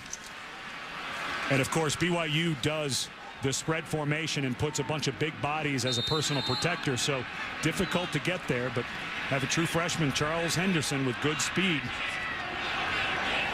Back for Utah. Henderson at his own 35. And McNabb back there as well. They come after it. And he gets off a fantastic punt. I mean, you couldn't have drawn this one up any better, down to the 13-yard line. And that's going to be the end of the first half of play. Maybe something to get Stevenson's confidence going a little bit too. A 65-yard punt. And they brought the house this time, Ed. That's a lot of Utes going for the ball, but BYU has those big bodies there as personal protectors for a reason. They held up fine. And Jessica has Coach Bronco downstairs. Coach, what are the main reasons behind the 3 turnovers earlier in the half? Hard to say. Maybe just younger players not handling the emotion of the game very well. I think they settled in a little bit better after the first quarter, but we got off to a slow start. How do you counteract those emotions now talking to your team at half? Well, the second quarter played out a lot better. I think it's just more of the same. If we can add some consistency in the third and fourth quarter like the second, then I think the game will go down to the end. All right, thanks a lot, Coach. Coach Mendenhall with his best poker face on tonight. That's the end of the first half of play. Utah with the lead. 5 of the last 6 Windy Knicks have gone down to the final play. Now time for the Outback halftime report.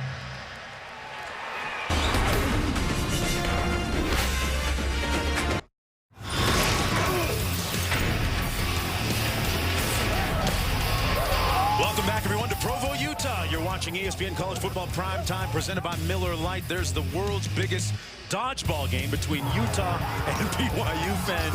Late last night, setting a Guinness World Book record, and kind of symbolic at Cunningham of the first half with footballs flying abound and turnovers. One of the prevailing storylines in the first half. 5 of them in all. 3 of them by BYU, 2 by Utah. BYU with its first on the first series of the game. Mark Jones, Ed Cunningham, Jessica Mendoza down in the field, joining us in just a few moments. When we look forward now to the second half, BYU, we did that Texas game they were in last week. This offense shut down in the second half. How do they maintain momentum here in the third quarter? I think they're going to have to start getting a run game going. They had almost none there in the first half. Now, Heaps had some luck, not luck. He threw a good ball. He had the great throw to Oppo. But Utah has a secondary in that man coverage. They have the speed to cover it. I think they have to get the run game going and force Utah to start to come down. And then I think that'll open up even some more deep throws. Last week, they only ran for 46 yards in that loss against Texas. Let's take a look at our expert breakdown brought to you by Farmers Insurance. One of those turnovers was an interception by Kyle Van Noy. It looks like he's going to rush to the outside, and Wynn never sees him. A great design on the defense by Bronco Mendenhall, who serves as his own defensive coordinator as well as head coach. Wynn had no idea Van Noy was there. Another big play by Van Noy, of course. He had the sack, forced fumble recovery, return for a touchdown against Ole Miss in the first game that won that ball game. Utah to receive the kick here in the third quarter. 2 yards deep, it's Reggie Dunn. Nice return out to the 26-yard line. Let's check in with Jessica downstairs. Well, I talked to Coach Whittingham about the status of Jordan Wynn. He said he's fine. He just really needs to focus on the BYU defense and not batting down the balls and really throwing around the hands of the defense. He also said those 2 turnovers are a huge point of focus. They need to continue to move the ball and, most importantly, protect it. Well, Jessica, Jordan Wynn, as we mentioned earlier, has been clutch in the fourth quarter against BYU. That was what she was talking about just a moment ago. 2 passes deflected in the first half. 1st and 10 from the 25. Over the middle and incomplete, intended for Devontae Christopher. Christopher, nice to see him back in the ball game. He took a couple of big hits and he accounted for a lot of those Utah passing yards. 160 in all in the first half. Both teams not running the ball very well. And of course, coming into the game right at the top of the show, we talked about how good, big, and physical the defensive fronts are for both of these teams. So not overly surprised, but second half, those bigger bodies start to get a little more tired. Defense tries to chase the ball. The offensive line doesn't, so they can start pushing them around a little bit more. Play fake. Here's Wynn. Pass complete. Rogers with the catch. It'll be 3rd down and about 3 to go. That time, Ed, is we would say they have a lot of success moving him outside of that pocket. And that's what Norm Chow, when we were talking to him earlier in the week, said they needed to start doing a little bit. Plus, some of those can become easier throws that people are kind of mirroring in front of you as you're running. Not as many bodies in front of you. 3rd and 3.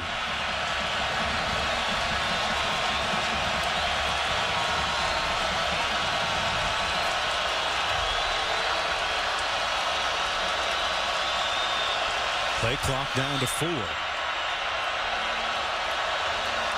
BYU with a little bit of heat. A little bit of contact, a flag thrown on the play. It was intended for Drez Anderson. Preston Hadley there in on the coverage.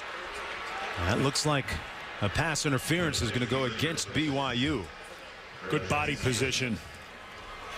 Pass interference. Defense. Number 7. Ball will be placed at the spot on the foul. Automatic first down. Now Anderson, that name rings a bell, right? You mentioned Yes. in the first half.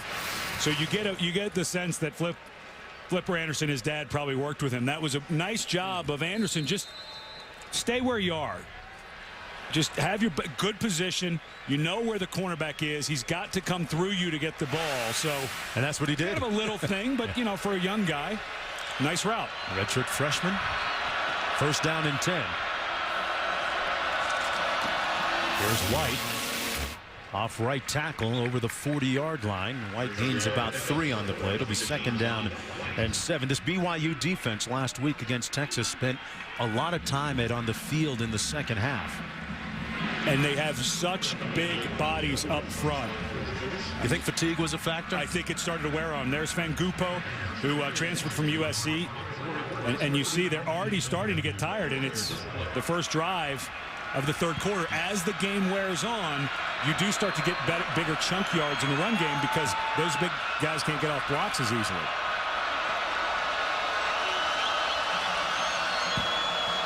White, little counter step.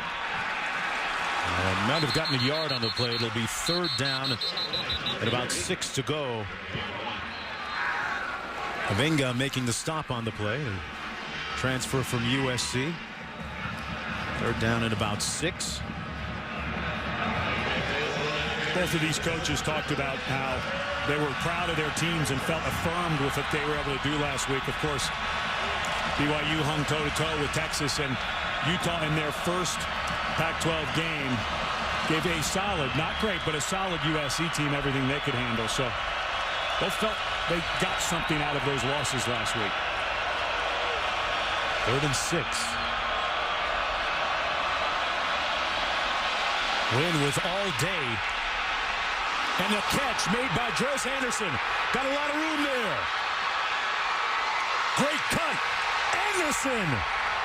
It's Dre Day.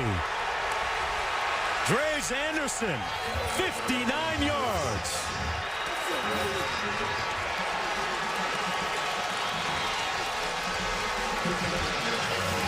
Well, it becomes a little bit of a cliche, but you hear defensive backs play the man or the ball, and that time Corby Eason played the ball. And that was a veteran cutback to the middle of the field. How many young players would you see try to outrun, get knocked out at the 7? Anderson split it for the touchdown. His first touchdown catch of the season and of his career. 59 yards in all, and Utah now leading by 11. Now you got a veteran quarterback and a freshman receiver. Good throw, Anderson. The finish of the run was the most impressive part of this play to me.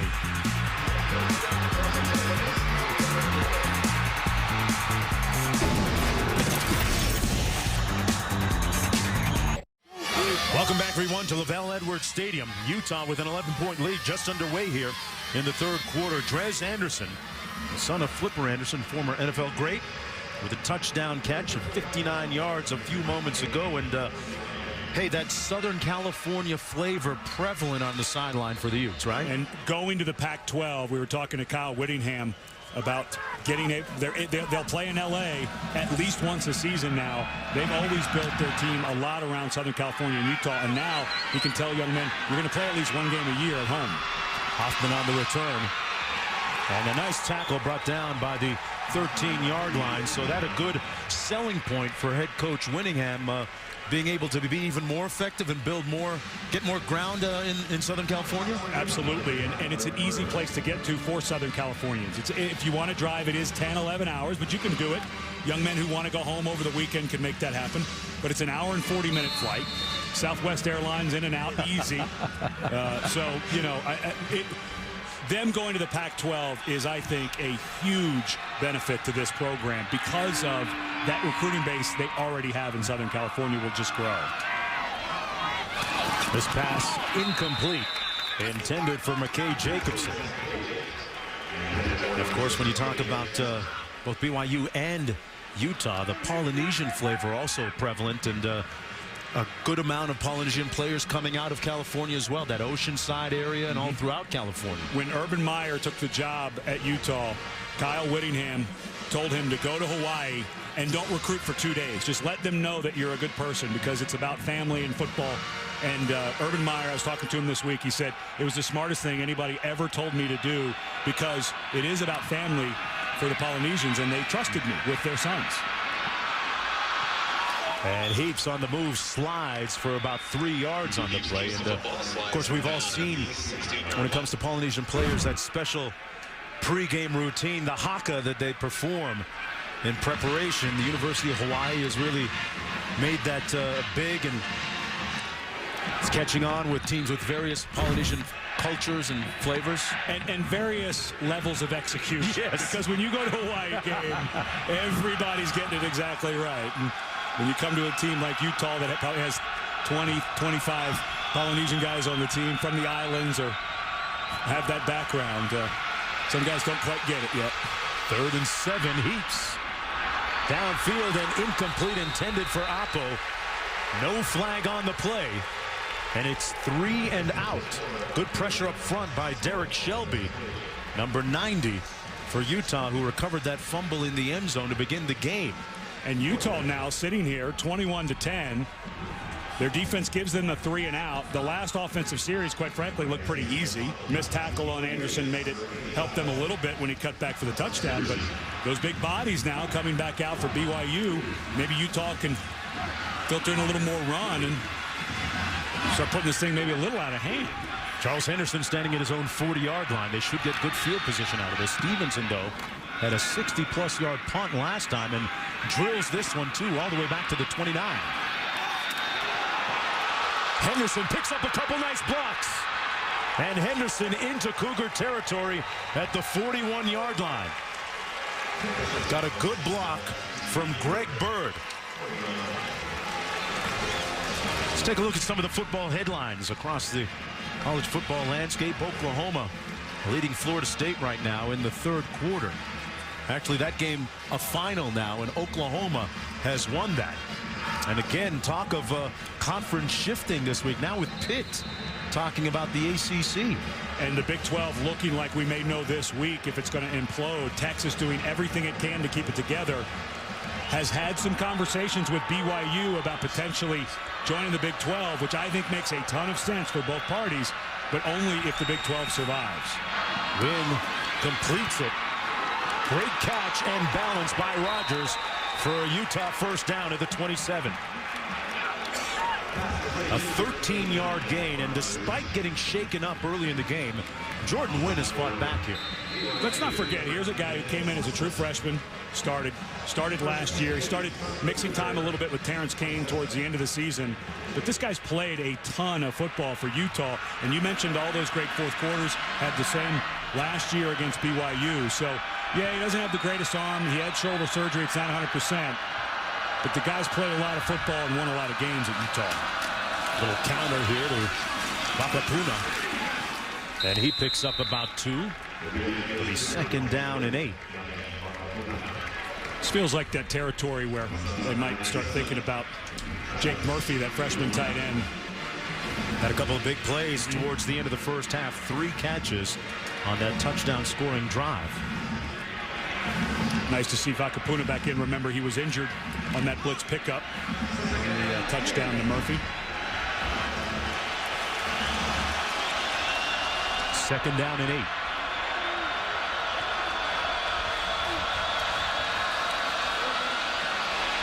Wynn has a blocker out in front of him and tiptoes out of bounds. At about the 22-yard line is where they're going to spot it. That's a gain of 3 on the play.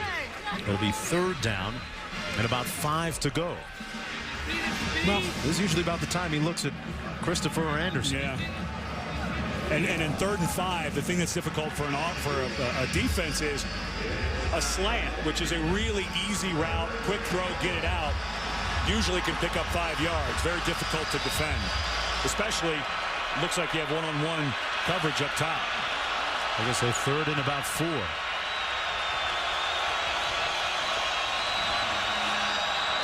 Going up top, wide open, and his receiver, Dunn, falls down. He got in behind the secondary, Daniel Sorensen, and that had 6 written all over it. And they ran a slant and go. So they faked the slant to Reggie Dunn.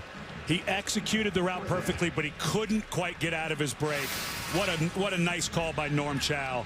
Absolutely made the corner Eason bite on it, and it was one-on-one. Sorensen getting over there a little bit late, but he had coverage on somebody else inside. Perfectly executed, just couldn't quite keep his balance. Coleman Peterson now from 39 yards out. And he knocks this one through after missing earlier in the first half from 29. Utah leading by a couple of touchdowns with 9:11 to go. 9:11 usually means Heaps and Oppo. Can they answer?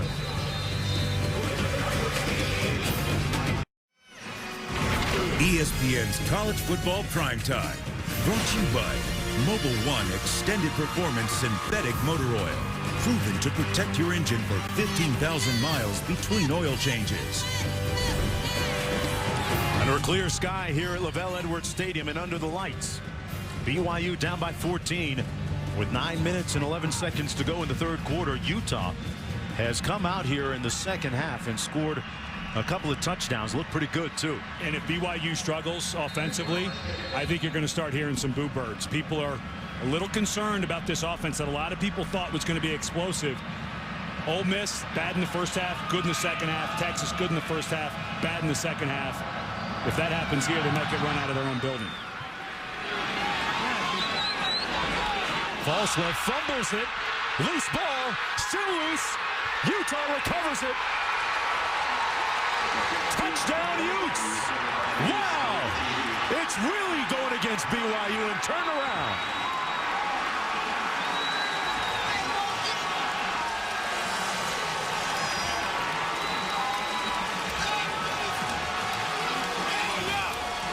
An avalanche of turnovers. This one costly against Bronco Mendenhall and his crew. The 4th turnover of the night. And that was Mo Lee, who ends up recovering. Yep. It was not fumbled. It was never possessed. Correct. No, this is the right call. Cover, Right. but not advance that ball. It will be the kicking's team ball at the spot where they recovered the ball. First down. This was an excellent job by Jack Wood, our referee, of explaining the rule. I thought that Falslev had it for a half a second. He didn't. So that's a muff. you cannot advance this. So right where Lee recovered the ball, comes back out to the 3-yard line. Excellent job by Jack Wood explaining the rule. Now the BYU fans for a second thought we're getting the ball back. No, you still keep it. You just can't advance it unless the kicking team actually possesses it before the turnover. A great explanation, but I tell you what, it underscores the hustle on the part of Utah to get down there on special teams. And now on the doorstep, just 3 yards away from another touchdown. Exact same play happened today. Washington at Nebraska. Washington was in that game, received the kickoff, fumbled it, pretty much lights out. Wakapuna keeps those legs going, but stopped up at about the 2-yard line. It'll be 2nd down and goal to go. All right, Norm Chow should not mess around here. He's still going against a very big physical. Oh, that's a shame. Vakapuna is down. He's been gutting it out. Remember, he got hurt. That wonderful blitz pickup in the first half. And he's a guy that Norm Chow was hoping to be able to pound a little more. Of course, they haven't really found a running back. Junior college transfer John White, but they were hoping Vakapuna at 5'9", 2, almost 30, could start to be their plugger in a power run game. So, well, White comes into the ball game now, and Vakapuna limps off, favoring that left leg. 2nd down and goal coming up for the Utes. But I think this is a place where you see Norm Chow go to the passing game. There's Norm with his hand up on his brow. But I think this is somewhere I don't think you want to keep just challenging the inside run game. Get this thing on an edge or maybe some crossing routes in the end zone.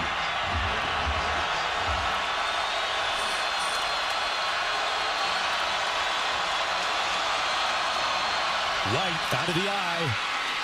Touchdown, Utah.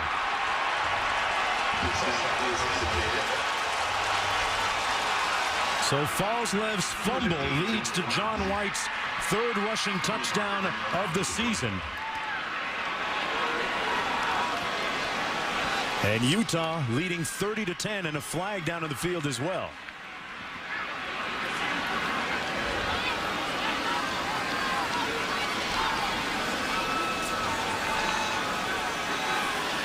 So the 4th turnover by the Cougars of the game leads to another Utah score here. After that play, unsportsmanlike offense number 74. The 15-yard penalty will be on the kickoff. Sam Brenner. Which becomes a big penalty because now you're kicking the ball off from your own 15-yard line. And Falslev champing at the bit to get back out there, make up for his muff. Well, they've had 2 turnovers, and that extra point is wide. So instead of being 3 touchdowns, it's 2 and 6 points. Coach Whittingham a little perplexed. I can't believe he missed it. But here's the muff that led to the score.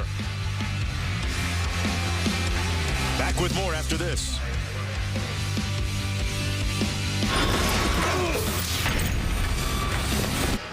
BYU's had a couple of turnovers that led directly to touchdowns. Jessica, what kind of effect has it had on the Cougars lately? Well, standing right behind their bench, they look so down and tired, and they're such a different team from the first half where they were rallying and screaming, and even if they were down, they were getting the crowd involved. Now it's so quiet. They look so defeated. The only thing I can hear is an occasional slam of a helmet on a table. Well, they're going to have to turn that emotional turntable around and spin it a little bit. Falslev now on the sidelines. In his place on this kickoff return is Cody Hoffman.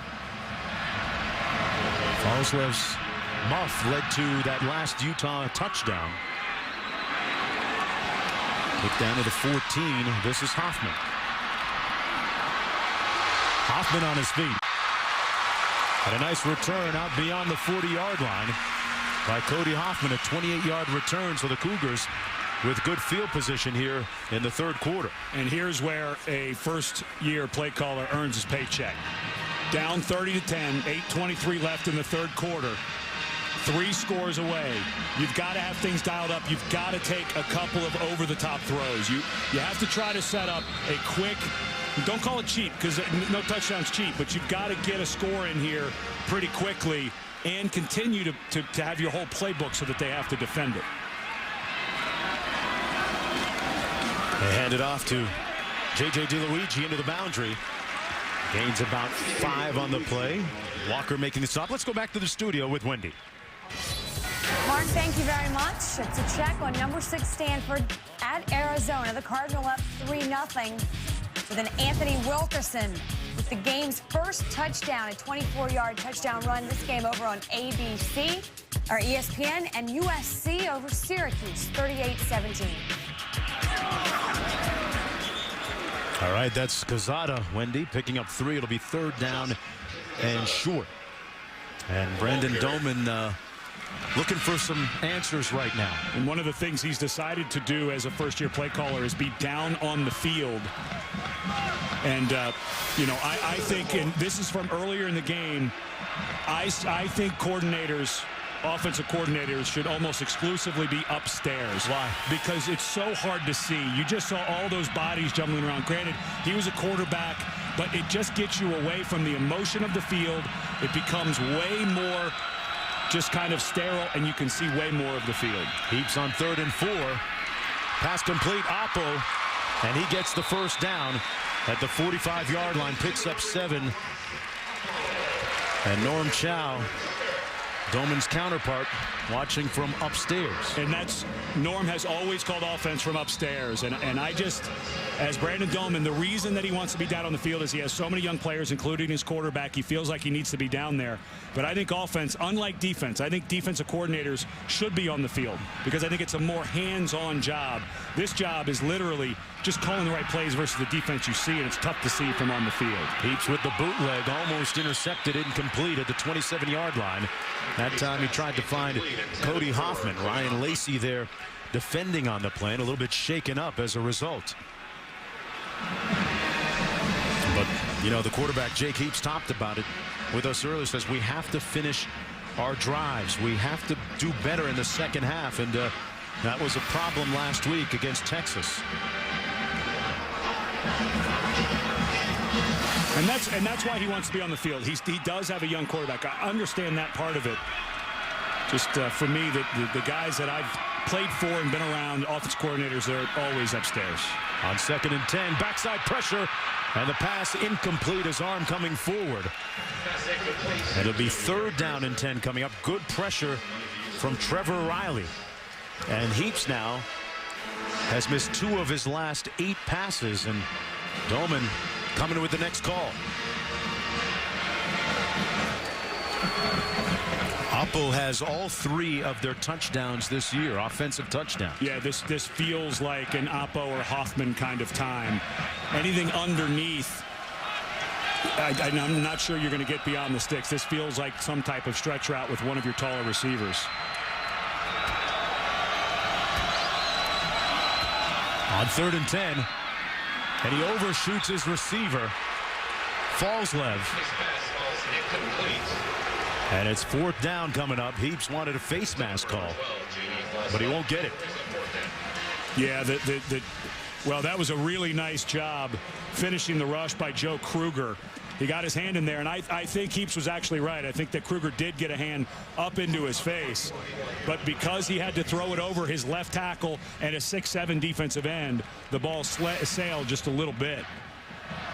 Which as he reaches out, that's not a call. That's not a penalty. That was just a tough throw over 2 big bodies that he couldn't complete. Stevenson with his 5th punt of the night, going to try and hang this one inside the 10, and he does a nice job. It's going to be down right at the 10-yard line. A 35-yard punt. He's done a nice job tonight, gotten some of his confidence back in the punting game. Well, this week on ESPN's Monday Night Football, 2nd-year QB Sam Bradford leads St. Louis into MetLife Stadium, where they take on Eli Manning and the Giants. Rams-Giants, ESPN's Monday Night Football, 8:30 Eastern, also streamlining live on WatchESPN.com and the Watch ESPN app. Ed, I have that on my iPad too. Very good. And on my laptop. See, I would do something. You got like the code that. Right from the guys. That's technology. It's the social thing. I think it's overrated. Come out of the dark, baby. Come on. I like to go out with friends and have meals and shake their hands. Utah scored on their last 4 possessions. 3 of them touchdowns. That's John White up the middle.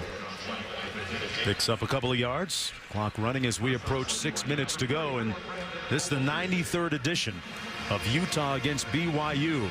And Bronco Mendenhall had some interesting comments talking about wanting to earn their place amongst the elite independents and make it to a BCS bowl.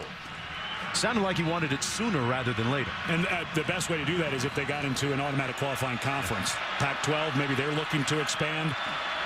They probably are. And if the Big 12 somehow survives with Oklahoma and Oklahoma State leave, I don't think it can, but that'd be the fastest way. Strong run by John White. Stopped by Uwale, a 14-yard gain. And, you know, Coach Mendenhall talked about the similarities that they had with some of the other independents. You know, the Notre Dames with the faith-based type institution and the service academies. And like that, the BYU players serve on their missions. Yeah, when you don't have to be Mormon, obviously, to come to BYU. But it is like an academy in that when you come here, the #1 reason student athletes say that they come to BYU is because of their faith. So it is, in that way, like a military academy. First down and 10.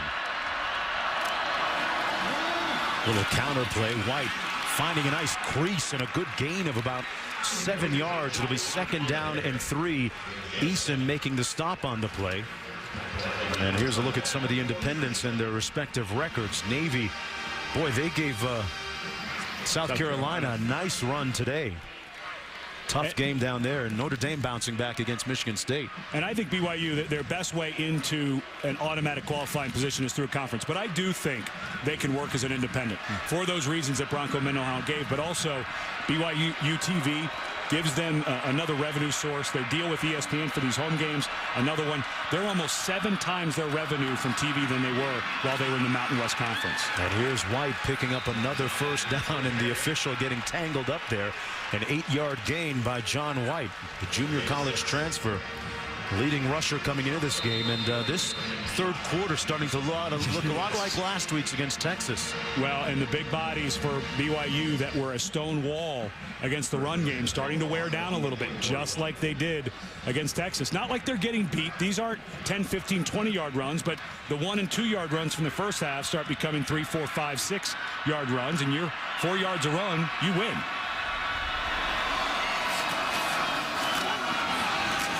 White getting the call again, got about 2 yards on the play. 2nd down and 8 coming up. Manu Maleuna making the stop on the play. Mark Jones, Ed Cunningham, and Jessica Mendoza down in the field here at Lavelle Edwards Stadium. The home opener for the BYU Cougars and the 93rd chapter of Utah against BYU. So far, the Utes with a 20-point lead with 3.5 minutes to go in the third. This game rife with turnovers. 5 by the Cougars, and 2 of them leading directly to Utah touchdowns. That the prevailing storyline. White again gashing that defense on the right side, and another first down for the Utes. Did you see any hole close to that big in the first half? No. There was not one time in the first half where a Utah running back could take the snap, could take the handoff, and not have to make a cut until they were beyond the defensive line of scrimmage. Just those bodies getting thrown around. That time, Graham Rowley just got tossed to the ground by the right guard, Sam Brenner. So these bigger bodies starting to get banged around a little bit. Hands on the hips. Well, you know, that offensive line for Utah, they might have heard Coach Winningham give them a C+ and wanted to bump that up to at least a B+ or an A in this game. White kind of lost his footing that time and falls forward for about a yard. It'll be 2nd down and 9 to go. Well, Utah revving its engine right now. And speaking of engines, the chase for the Sprint Cup begins with Jimmy Johnson eyeing his 6th straight title, but regular season points leader Kyle Busch and 4-time NASCAR champ Jeff Gordon look to be at the top of the game and the top contenders to knock him off. The chase for the NASCAR Sprint Cup begins with the Geico 400 at Chicago. Coverage begins Sunday at 1 Eastern on ESPN with NASCAR Countdown presented by Napa.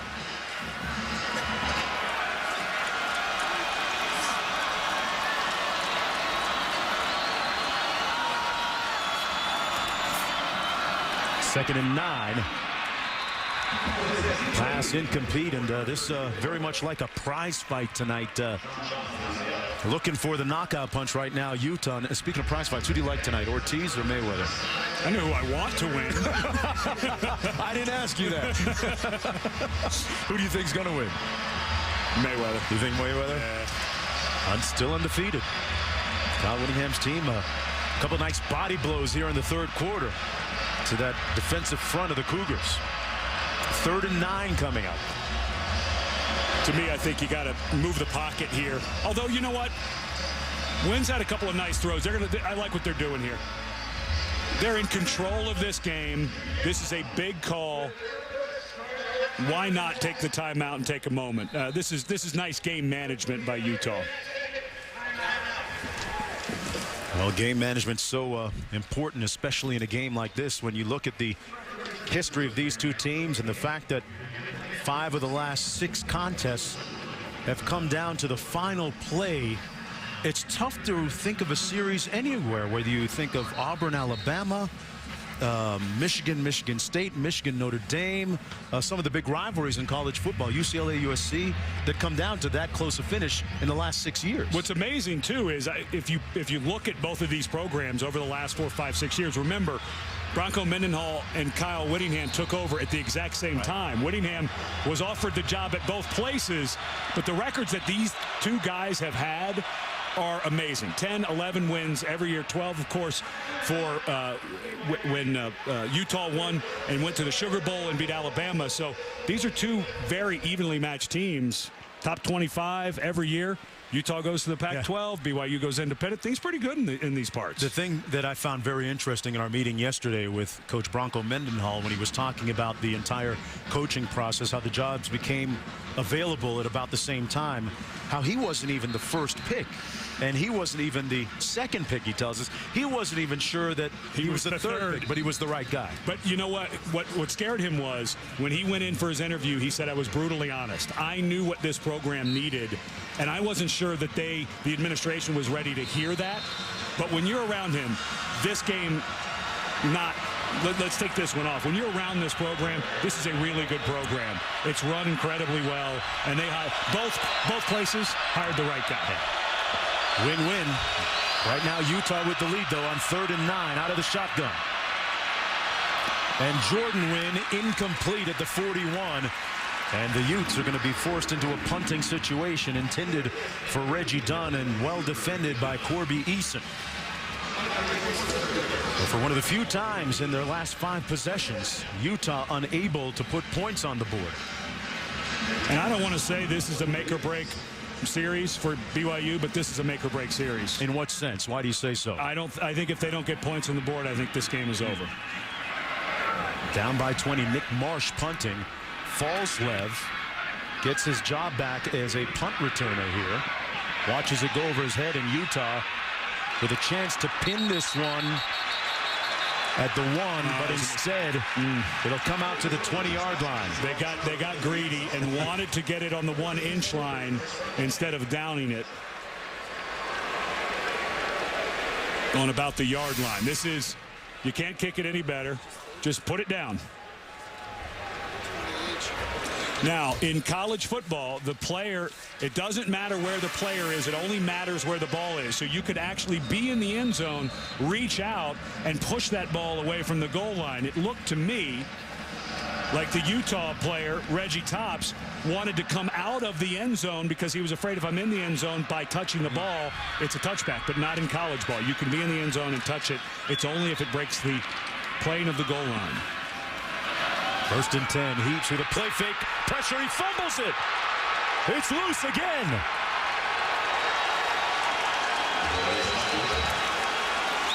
Trevor Riley might have been the first guy there for Utah. He made the hit.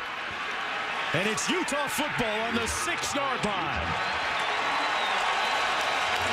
Another calamitous turnover for BYU. 5th turnover of the night.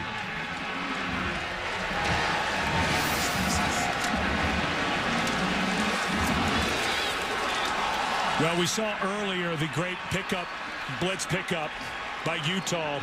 That time, because of the play fake, Brian Correa, a senior, was late coming over, picking up the block on Riley. Could not get over there. And Heaps has to tuck that ball with when there is an absolute breakdown in your protection. Remember, we were talking about locking that ball away. Just put it away. You can't keep it out like you're going to throw it. High and tight. There's Vakapuna back in the ball game inside the 5 to about the 3-yard line. Gained 3. One more look at that turnover. Watch the running back. He goes through a play fake. And as he has to come back over, he's late. Because of the action of the defense, where there was a loop action by Trevor Riley, Correa, because of the play fake, was late getting over there to pick up the block. Devontae Christopher split wide to the top of the screen. 2nd and goal. Dunn in motion. Vakapuna upended, maybe got half a yard. It'll be 3rd and goal coming up. Time winding down, 39 seconds to go in the 3rd. And right now, if I'm Utah, I'd get to the 4th quarter. You've got half a second between the play clock to your benefit and the game clock. There's Kyle Whittingham. Trying to get Jordan Wynn's attention. He needs a megaphone. Don't go. Great, again, excellent strategy, great game management. Let's get to the 4th quarter. We were just talking about time management a few moments ago. Says, come on over. Let's chill. Let's have some water, maybe some orange slices, and get ready for the 4th quarter. 15 minutes to go in the 93rd edition of Utah against BYU. A couple of schools separated by 40 miles. Back with more after this. 15 minutes to go. Utah blowing it open a little bit in the 3rd quarter, outscoring the Cougars 16-0. As we begin the 4th period of play, BYU actually led 10-7, but Utah roaring back with 23 unanswered points. 3rd and goal for the Utes. On the fade. Christopher, incomplete. Broken up by Preston Hadley, and it's 4th down. Well, and if you're Utah, you take the 3 here, and you put Utah in a position to be down 23, which would mean 3 touchdowns and at least 1 2-point conversion. So this game starting to good coverage there by Hadley, but this game's starting to slip away if this field goal is in fact good. This one from 21 yards out. Peterson tipped, but it goes through. It's been that type of night. That is symbolic of the type of evening it's been for Utah. The ball bouncing their way. It was tipped at the line of scrimmage. The ball bouncing their way right from the beginning. This turnover, Heaps tried to throw it. That led to a touchdown. This was the 2nd BYU turnover. Chaz Walker with a hit. That was the 3rd Cougar miscue. And then, hey, Utah said, we can do it as well as you can. Christopher with the 1st turnover, then the interception, the 2nd one, and then Falslev on the kickoff return in the 3rd period. That was really a backbreaker. That led to a score. And then Heaps with another one. 17 points have come from turnovers now. BYU's turnovers for Utah, but let's not forget that fumble down on the goal line. Give them 3 for that, so let's call it 20. I'm not even going to give them a touchdown on that drive. Let's say they kick the field goal. 20 points, I think, and you could even argue 24 points because BYU may have scored a touchdown on that drive, and they're up 23. Let me ask you this, Ed. Is it a situation where in a game like this you get so amped up because it's your rival that these kind of mistakes happen? Yeah, little things, you know, and plus I think it's such an evenly matched game too that little technique things, not having the ball locked away properly. This is Cody Hoffman. Boy, a tackler went airborne and missed. As we go back to the studio for the Sports Center Right Now update. Wendy? Mark, thank you very much. In baseball news, Mariano Rivera tied the Major League saves record today, earning number 601 and matching Trevor Hoffman. And what's even better, his team, the Yankees, beat Toronto 7-6. And in the hunt for October, some games with wild card implications. The Cardinals lose to the Phillies. The Braves beat the Mets, so St. Louis 4.5 behind Atlanta. Rays beat the Sox. Boston leading the AL wild card race by 3 games. Stanford over Arizona on ESPN 16-10. SportsCenter coming up after that game. All right, Wendy, Hoffman on that last catch, pickup of 17. And a first down for BYU, one of the rare ones here in the second half. And BYU needs to hustle up. I just don't think you can run your normal huddle offense down 23 points with 1 quarter left and think that you're going to win the game. These teams have split the last 6 games between them. Actually, they've split the last 24, 12 apiece.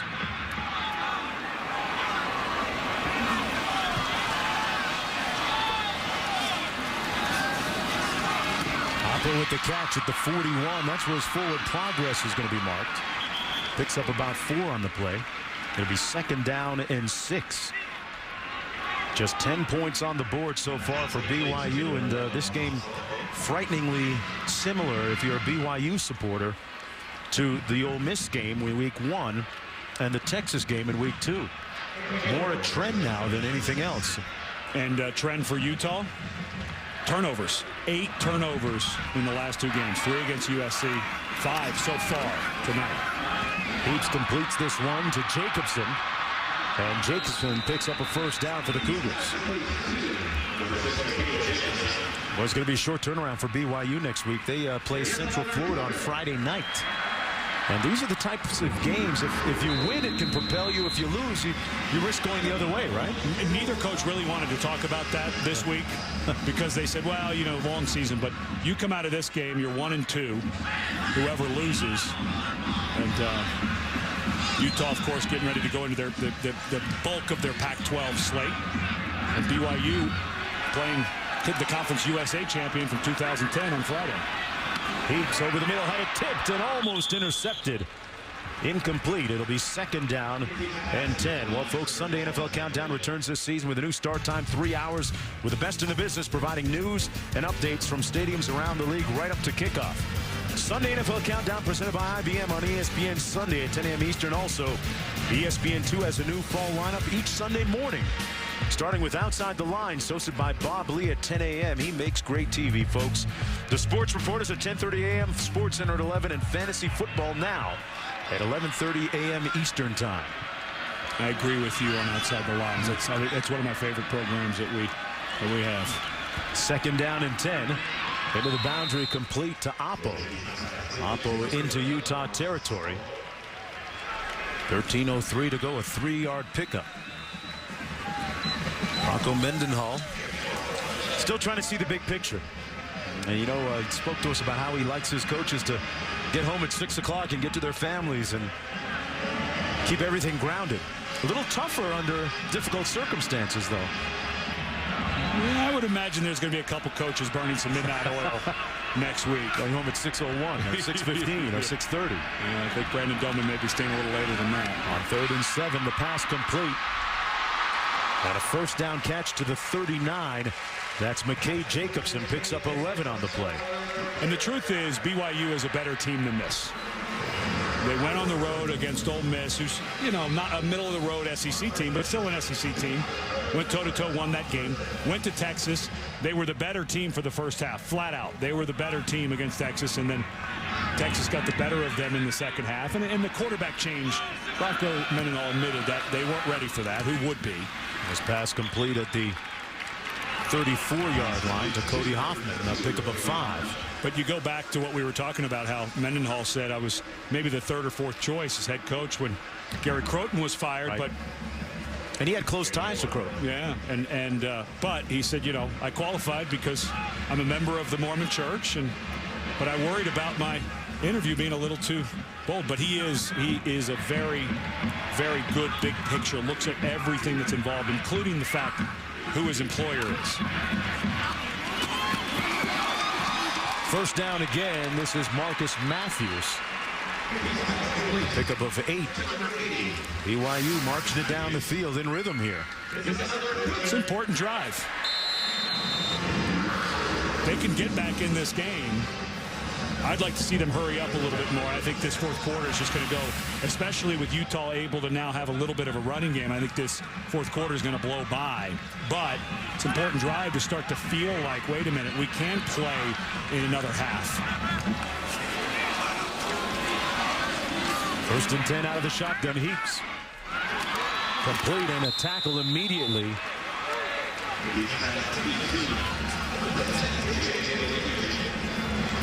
J.J. DeLuigi picks up a couple on the play. And they are missing a little bit of a pure running back.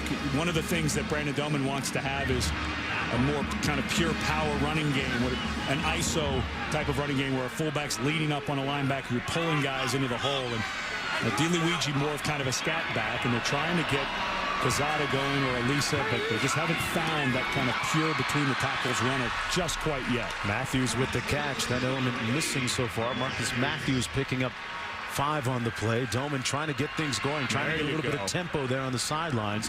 The ball at the 18-yard line. They're down 23. And I think you may want to take a shot here. You're obviously going to go for it, fourth down. Field goals are not a part of this math. Oppo at the top of the screen. They go his way, and it's incomplete. Trevor Riley had that one well read. And it's 4th and 2 coming up. He had a beat on that one. Yeah. And that's not a good throw. I mean, the coverage is there. If anything, you've got to get the loft on that. But now it's about getting the first down. Some type of draw. Do something that you have not shown Utah tonight. Slant works, but it looks like there's good coverage against that right now. 12th play of the drive coming up. A defining time for BYU. And they failed the test. Incomplete. Oppo couldn't squeeze, but Conroy Black was there to knock it loose. And Utah takes over on downs. The Utes coming into Lavelle Edwards Stadium and ready to paint this place red.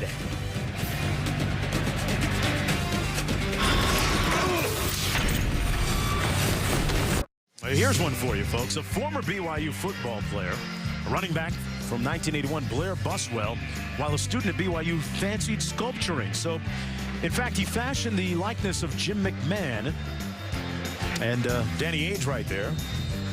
And you fast forward, he has sculpted more than 68 busts of the inductees into the Pro Football Hall of Fame. Now, Blair was honored in 1990 as the Sport Artist of the Year by the United States Sports Academy, the first sculptor to ever so be honored. And you know what? The Utes sculpting a win out of Lavelle Edwards Stadium's turf tonight. John White with a nice run. They have really blown up that front of BYU and done a nice job. And you have to put some of that blame on BYU's offense. Again, bigger body guys in that 3-4 front. It's exactly what happened last week against Texas. Now, granted, it's not as hot as it was in Texas, but these fans have seen enough. And, you know, it is frustrating for the BYU fans. Coming into the season with the amount of returning starters they had, they ended on such a high note last year. They felt like the pieces were in place to be not only good on defense, but to be explosive, not just good, explosive on offense. And frankly, they're one of the worst offenses statistically in the country right now. And White with the turbo kicking in. White breaking ankles. Touchdown, Utes. 62 yards and a bolt across the turf.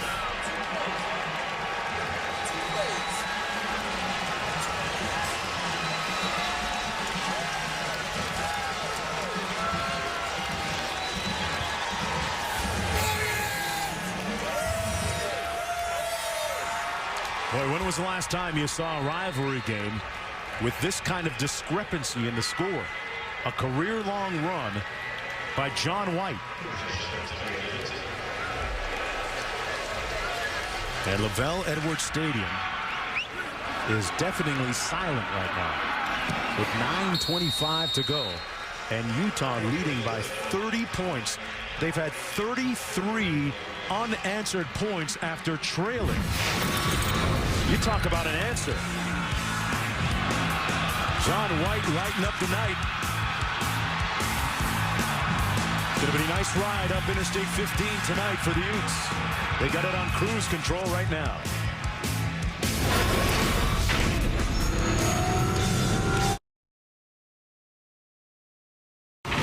ESPN's College Football Primetime is presented by Triple Hops Brewed Miller Lite. Taste greatness. And in part by Volvo. Pay nothing to repair or maintain your new Volvo for the first 5 years. Tell you what, if you're a BYU fan right now, you want to keep those wigs on and leave the stadium with a disguise. Down by 30 points with 9:25 to go. Mark Jones at Cunningham and Jessica Mendoza down on the sidelines. The big storyline of the night, BYU with 5 turnovers, 2 of them leading directly to touchdowns, and Utah has been very opportunistic and leading by 30 right now.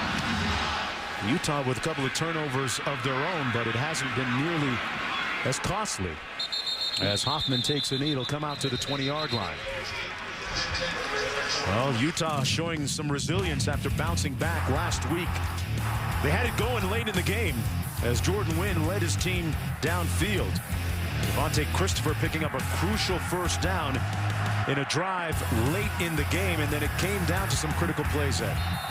Matt Khalil, a left tackle on offense, but they put him in because he's 6'7". Now, there was some crazy confusion after the game on the score. As soon as this play's over, we'll walk you through it in case you missed how they came to 23-14. That pass complete to Oppo. Yeah, 23-14. It wasn't always 23-14. Right. So the game ended, and the scoreboard did not give USC that last touchdown. They should have, though. The officials called unsportsmanlike conduct, but it was on the sideline. There's a new rule. Here's Heaps.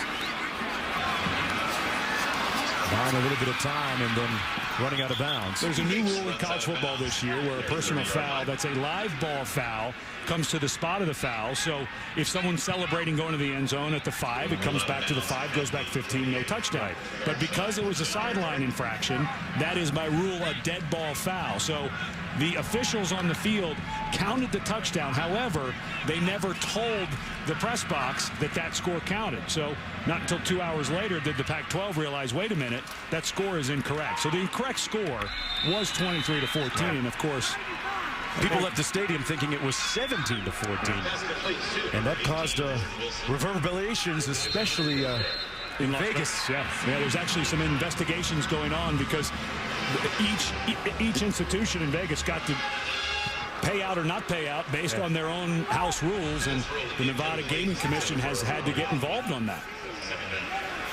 Well, Utah leading by 30 here with 8.5 minutes to go. Brandon Doman coaching his guys up.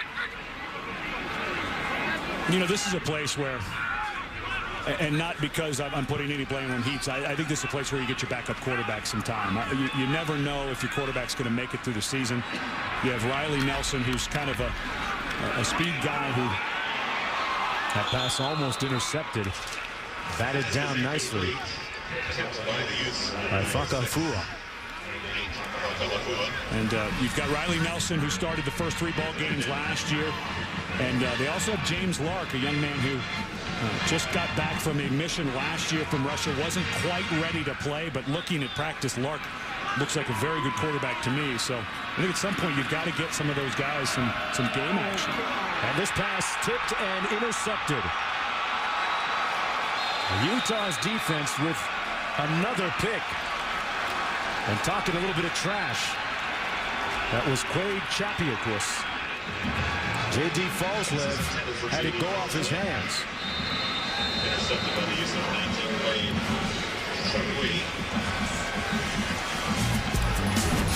Well, when this stuff starts going wrong, the only thing you can hope is BYU, if you're a fan, they're able to put this behind them as quickly as possible tomorrow.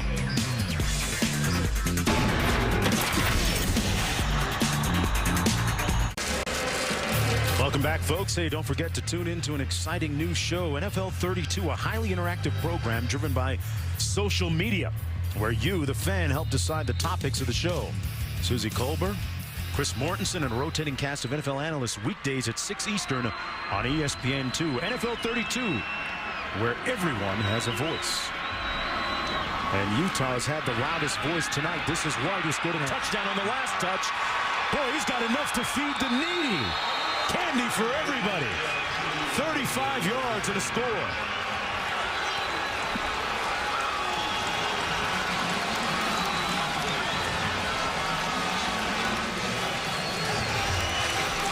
Well, you can't blame him for running it up.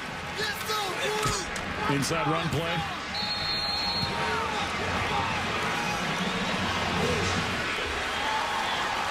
Well, this one is pretty much cooked, glazed, and sliced with 8:06 to go. In stark contrast to the previous 6 meetings between these two teams, 5 of which came down to the very last play before the outcome was decided. Well, you know, this game actually is going to come down to the last play because it's not official until the clock ends. Okay. Yeah, you see the blue shirts. You can always tell when a defensive line starts getting tired. They look like they're magnetized to the offensive players. See how none of them are coming off the blocks. They're just getting ridden by the ball. And again, it's tough duty when your offense is struggling the way they are. But if you're BYU, you have to be able to go look at this film and say, because you hear coaches all the time, it really does become coach speak. Kicking game and turnovers, kicking game and turnovers. Well, here's a teachable moment. And as you know, Bronco Mendenhall, you know, he said a very interesting thing to us yesterday in the meeting. He said, when I retire from coaching football, I'm not going to miss it at all because I'm going to go teach something else. That's what I like to do, is teach. And he feels like that's part of his duty, right? And he feels like he's got the greatest job in the world to be able to provide that service to these young men. And there's going to be a lot of teachable moments. Yeah, that's when they pop the tape in. It's Utah serving out some lessons tonight, though. 47-10. Who would have thought? White with 117 yards on his last 3 carries. It's pretty good average.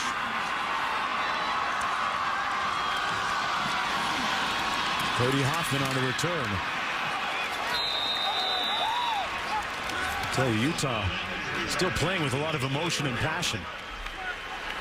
And you can sense that BYU is very dispirited right now with 8 minutes to go. Well, remember the report Jessica Mendoza gave us from, I believe that was middle of the 3rd quarter, when she said all she could hear on the sideline was helmets being slammed down into the seats. It's been that way for a while. And this is a team that talks about the band of brothers and we're all family. And they got knocked out tonight. Yeah. There's no 2 ways about it. Heaps over the middle, complete to Marcus Matthews. And almost a sarcastic, derisive cheer from the few fans from BYU that are remaining here at Lavelle Edwards Stadium. First down and 10, under 8 minutes to go. Heaps incomplete. Brian Correa, the intended receiver. Utah with a week off next week, right? And then into the meat of their Pac-12 schedule. Host the Washington Huskies, who tried to make it interesting against Nebraska today, 51-38. I think it was 17 all at one point, wasn't it? Yes.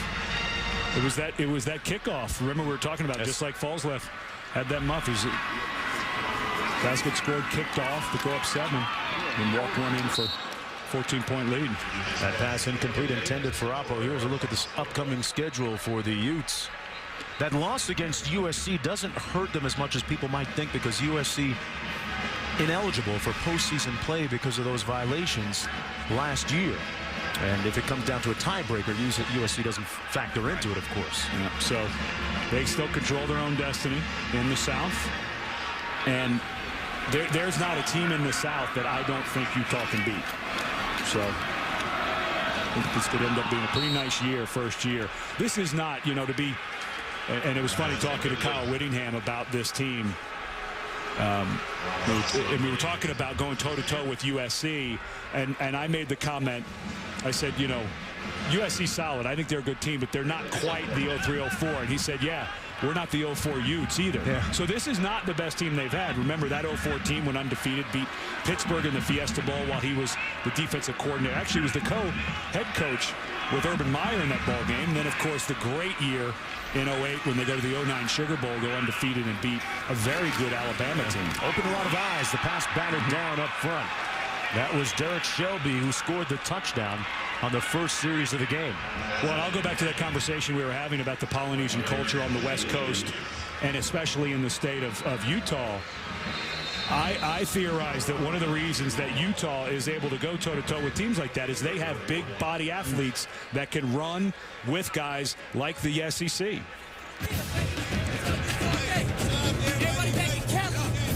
Utah dominating tonight. Back with more after this. Throw it up. Well, for the fans wearing red tonight, this is the type of night you want to mark for posterity's sake and maybe take a picture of the scoreboard and put it in the save file. For those of us who are technically inclined. Well, keep that 1st and 10. BYU with a gang tackle, and Harvey Longy with the carry that time. My technical aversion is only social media. Okay. Oh, so you're good with everything else? Everything else. Okay. I'm fairly dialed in. Okay. Just haven't bought into the social media yet. PC or Mac? Well, I sent. I'm a Mac guy. Okay. All right. But John Hayes in at quarterback. He's an active runner. They need to get him some time. Actually, he's going to split out now, and they're going to run a little wildcat with.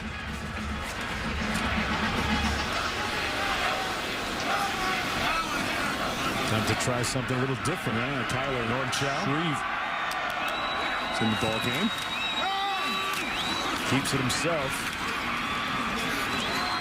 Well, with the long and grueling Pac-12 schedule coming up, figure they want to try and diversify their offense and run a few things. Well, we talked about Utah's schedule. Here's a look at BYU's upcoming schedule. How tough is that game going to be Friday night? Not Saturday, but Friday night against UCF here. And the worst part is it's a very good UCF team. I mean, that's a team that won the Conference USA back last year. They get most of their offensive weapons back, although they lost most of their offensive line. But I almost think it's good the game is sooner rather than later. Don't sit around and think about it too much, because this is just a disaster. You want to get this out of your head as fast as possible. Another run into the line of scrimmage, gains about 2 yards.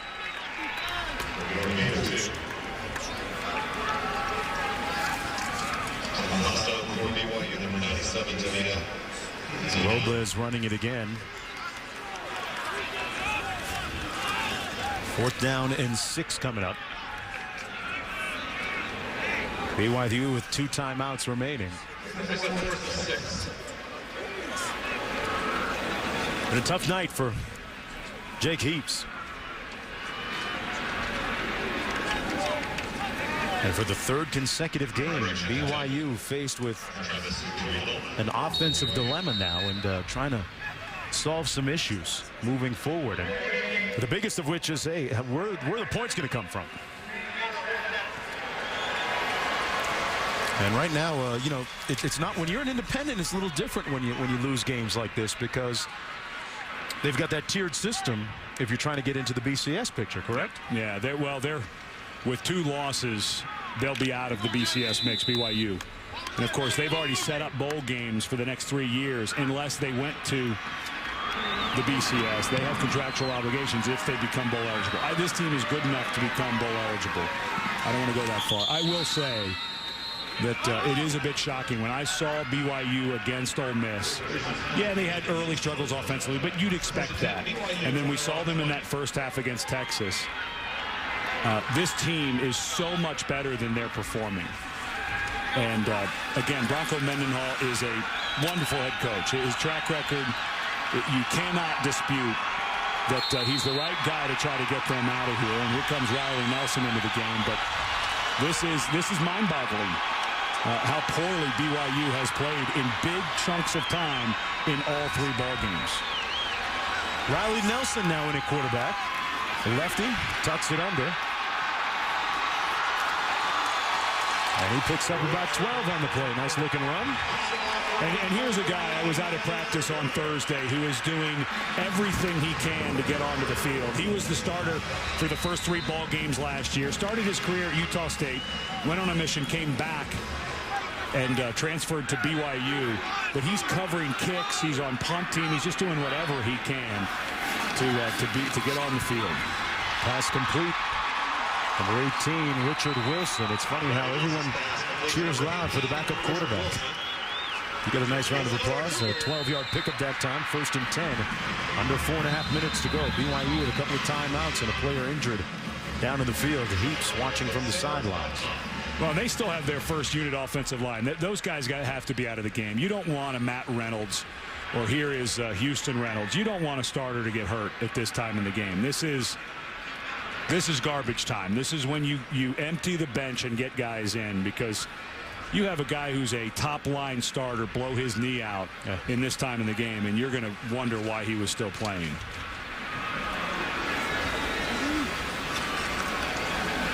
Well, you look at the offense for Utah tonight, and they really gained a lot of steam as the game went on. 446 total yards. We talked about Norm Chow being a guru offensively.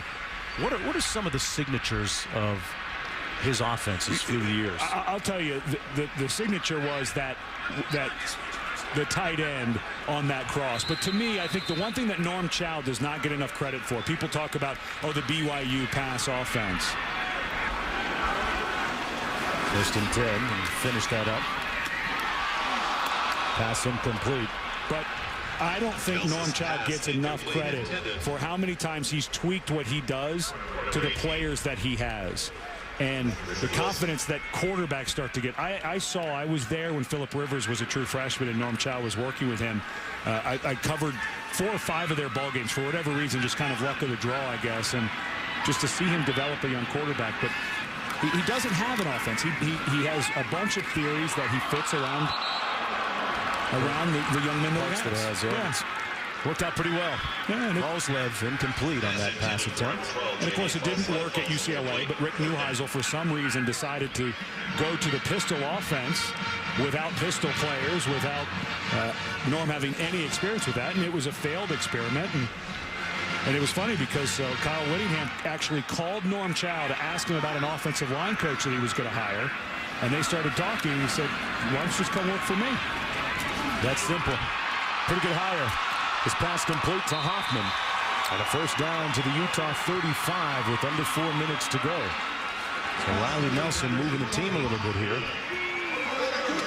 And what about the confidence of Jake Heaps now? I mean, this is 3 weeks now where they haven't scored any points. You know, Brandon Doman was talking about how he's a super confident guy. Backside pressure, and they turned him loose on the sack. Didn't quite hear a whistle. Fehoko. Waiting for the signal. Touchdown, Utah. Trevor Riley made the hit. Touchdown, Utah. VJ Fehoko.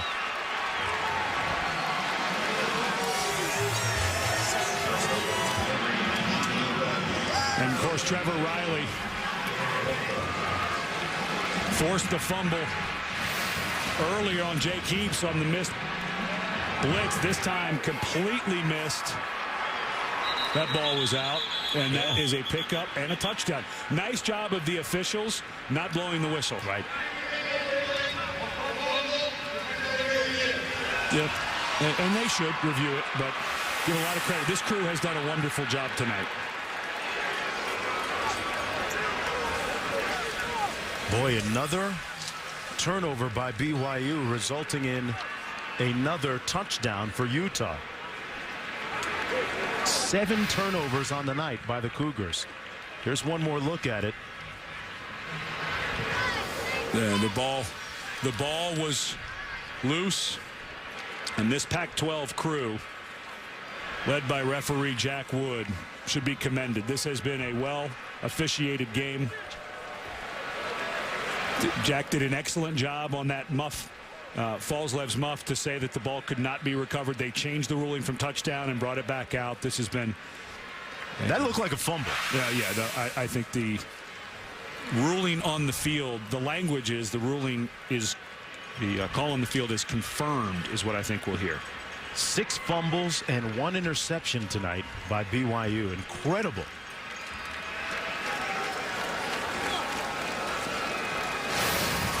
I would think they're going to do a lot of ball security drills this week here in Provo. This is a better angle.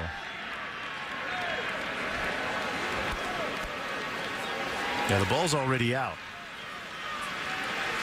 That's fumble. After review, the field stands. Touchdown. So that means when he says the ruling on the field stands, it means that they couldn't tell if they could overturn it. If they could tell it was a fumble, they'd say it's confirmed. But I think that was the proper call on the field. I think they got it right.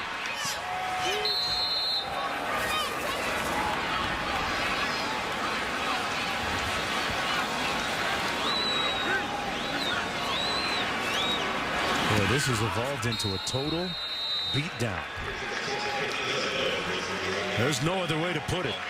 31 points off of 7 BYU turnovers. When you talk about gift wrapping a night and putting a red ribbon on it for your guests, that's what the Cougars did tonight. And not to take anything away from Utah, they've really played well offensively here in the second half. They came out in the third quarter and really set the tone for the game. The rest of the game.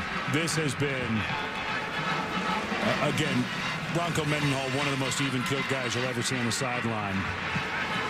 But he talked yesterday about how he's a student of psychology. His knowledge of the human mind and how it responds is going to be tested this week. I think this is going to be hard for BYU to get over. With the fact that they, in that third quarter that you were just talking about, I don't want to say they threw in the towel, but it seemed like the wind was out of their sails very early in that third quarter. And to let that happen that soon, I think you have to worry about the psyche of your team and how they're going to bounce back from this bad of a loss against their bitter rivals. You know, this game almost always played at the end of the year. This type of loss against your rival this early, it might put a sting on you. Cody Hoffman from the 5.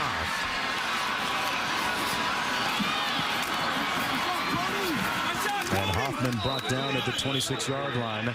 What are your thoughts on a rivalry game being played at the second weekend in September, when traditionally it's the last week of November, the last regular season game? Well, there's a bigger conversation to be had about what's happening with conferences around the country. I just hate the fact that schools are jumping ship so fast, and I understand why people were upset with Texas, but they were doing what they felt was best for their institution, and of course that's what's been happening.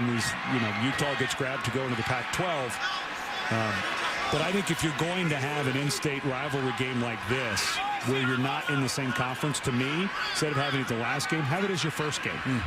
Gives you something to focus on through the summer and fall.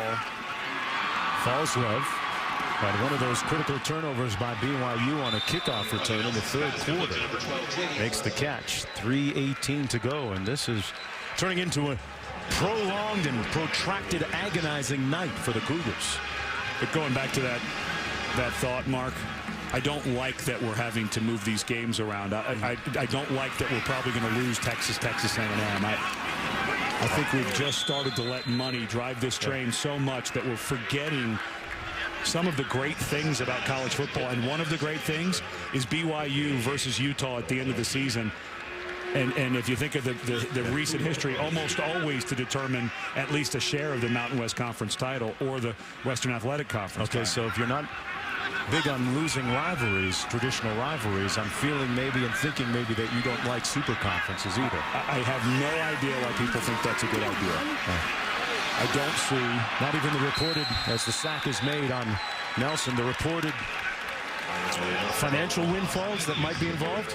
There's no way, and I studied business finance in college. I'm a businessman outside of this job. There's no way I can look at this economic model and say a 16-team conference, when you divide the revenue by 16, the per team dollars is going to go up more than, say, what the Big Ten is getting already with 12 teams, or what the Pac-12 just got with their 12 teams, or a record amount of money that they got in their TV contracts. I don't see where on a per school basis going to a 16-team SEC, a 16-team Pac-16 is going to make these institutions more money. I do not see the economics of how that's going to happen. On the return, this is Charles Henderson with 2:06 to go. Utah football. And Utah now going to go up 4-3 in the last 7 meetings between these two teams, which has been very closely played over the last 25 games. But this one, anything but close. And just one final point. I think to ask student athletes in all sports from a school like Oklahoma to have to travel to the West Coast, or student athletes like at a school like TCU to travel all the way to the Big East, is not what college sports is about. What about their fans? How do the fans make the trip? It's just absolutely the worst thing you can do to the student athletes, the families, the fans, and also the additional cost. That's the part that most people don't talk about. So the idea of super conferences, frankly, makes my stomach upset. Well, now Syracuse and Pitt now are looking at the ACC. John Hayes in the ball game at quarterback for Utah. Nice run. Out of bounds at the 26-yard line. That's Harvey Longy. And they are really eviscerating that front four, that front three of BYU, just finding yawning holes up front. And Longy is a young man that Longy's a young man that a lot of Utah fans are wanting to see. Here's a guy who came in, local guy from here in Utah, and we're expecting big things. Came in spring, so he knows the system. Big, powerful guy. 1st and 10 after the nice run by Longy. Here he is again, pounding forward, and you know what? You look at the score, 54-10 with about 1.5 to go. These are the most Utah points in the series since 1988, when they scored a 57-28 win over BYU. So Kyle Whittingham's crew cranked it up at the offensive end tonight. So he had that great win as a BYU linebacker in the series. Then he had the 3-0 as a defensive coordinator for Utah. I wonder where this one's going to fall in his memory banks of BYU versus Utah. He's seen it from a bunch of different sides. 2nd and 7.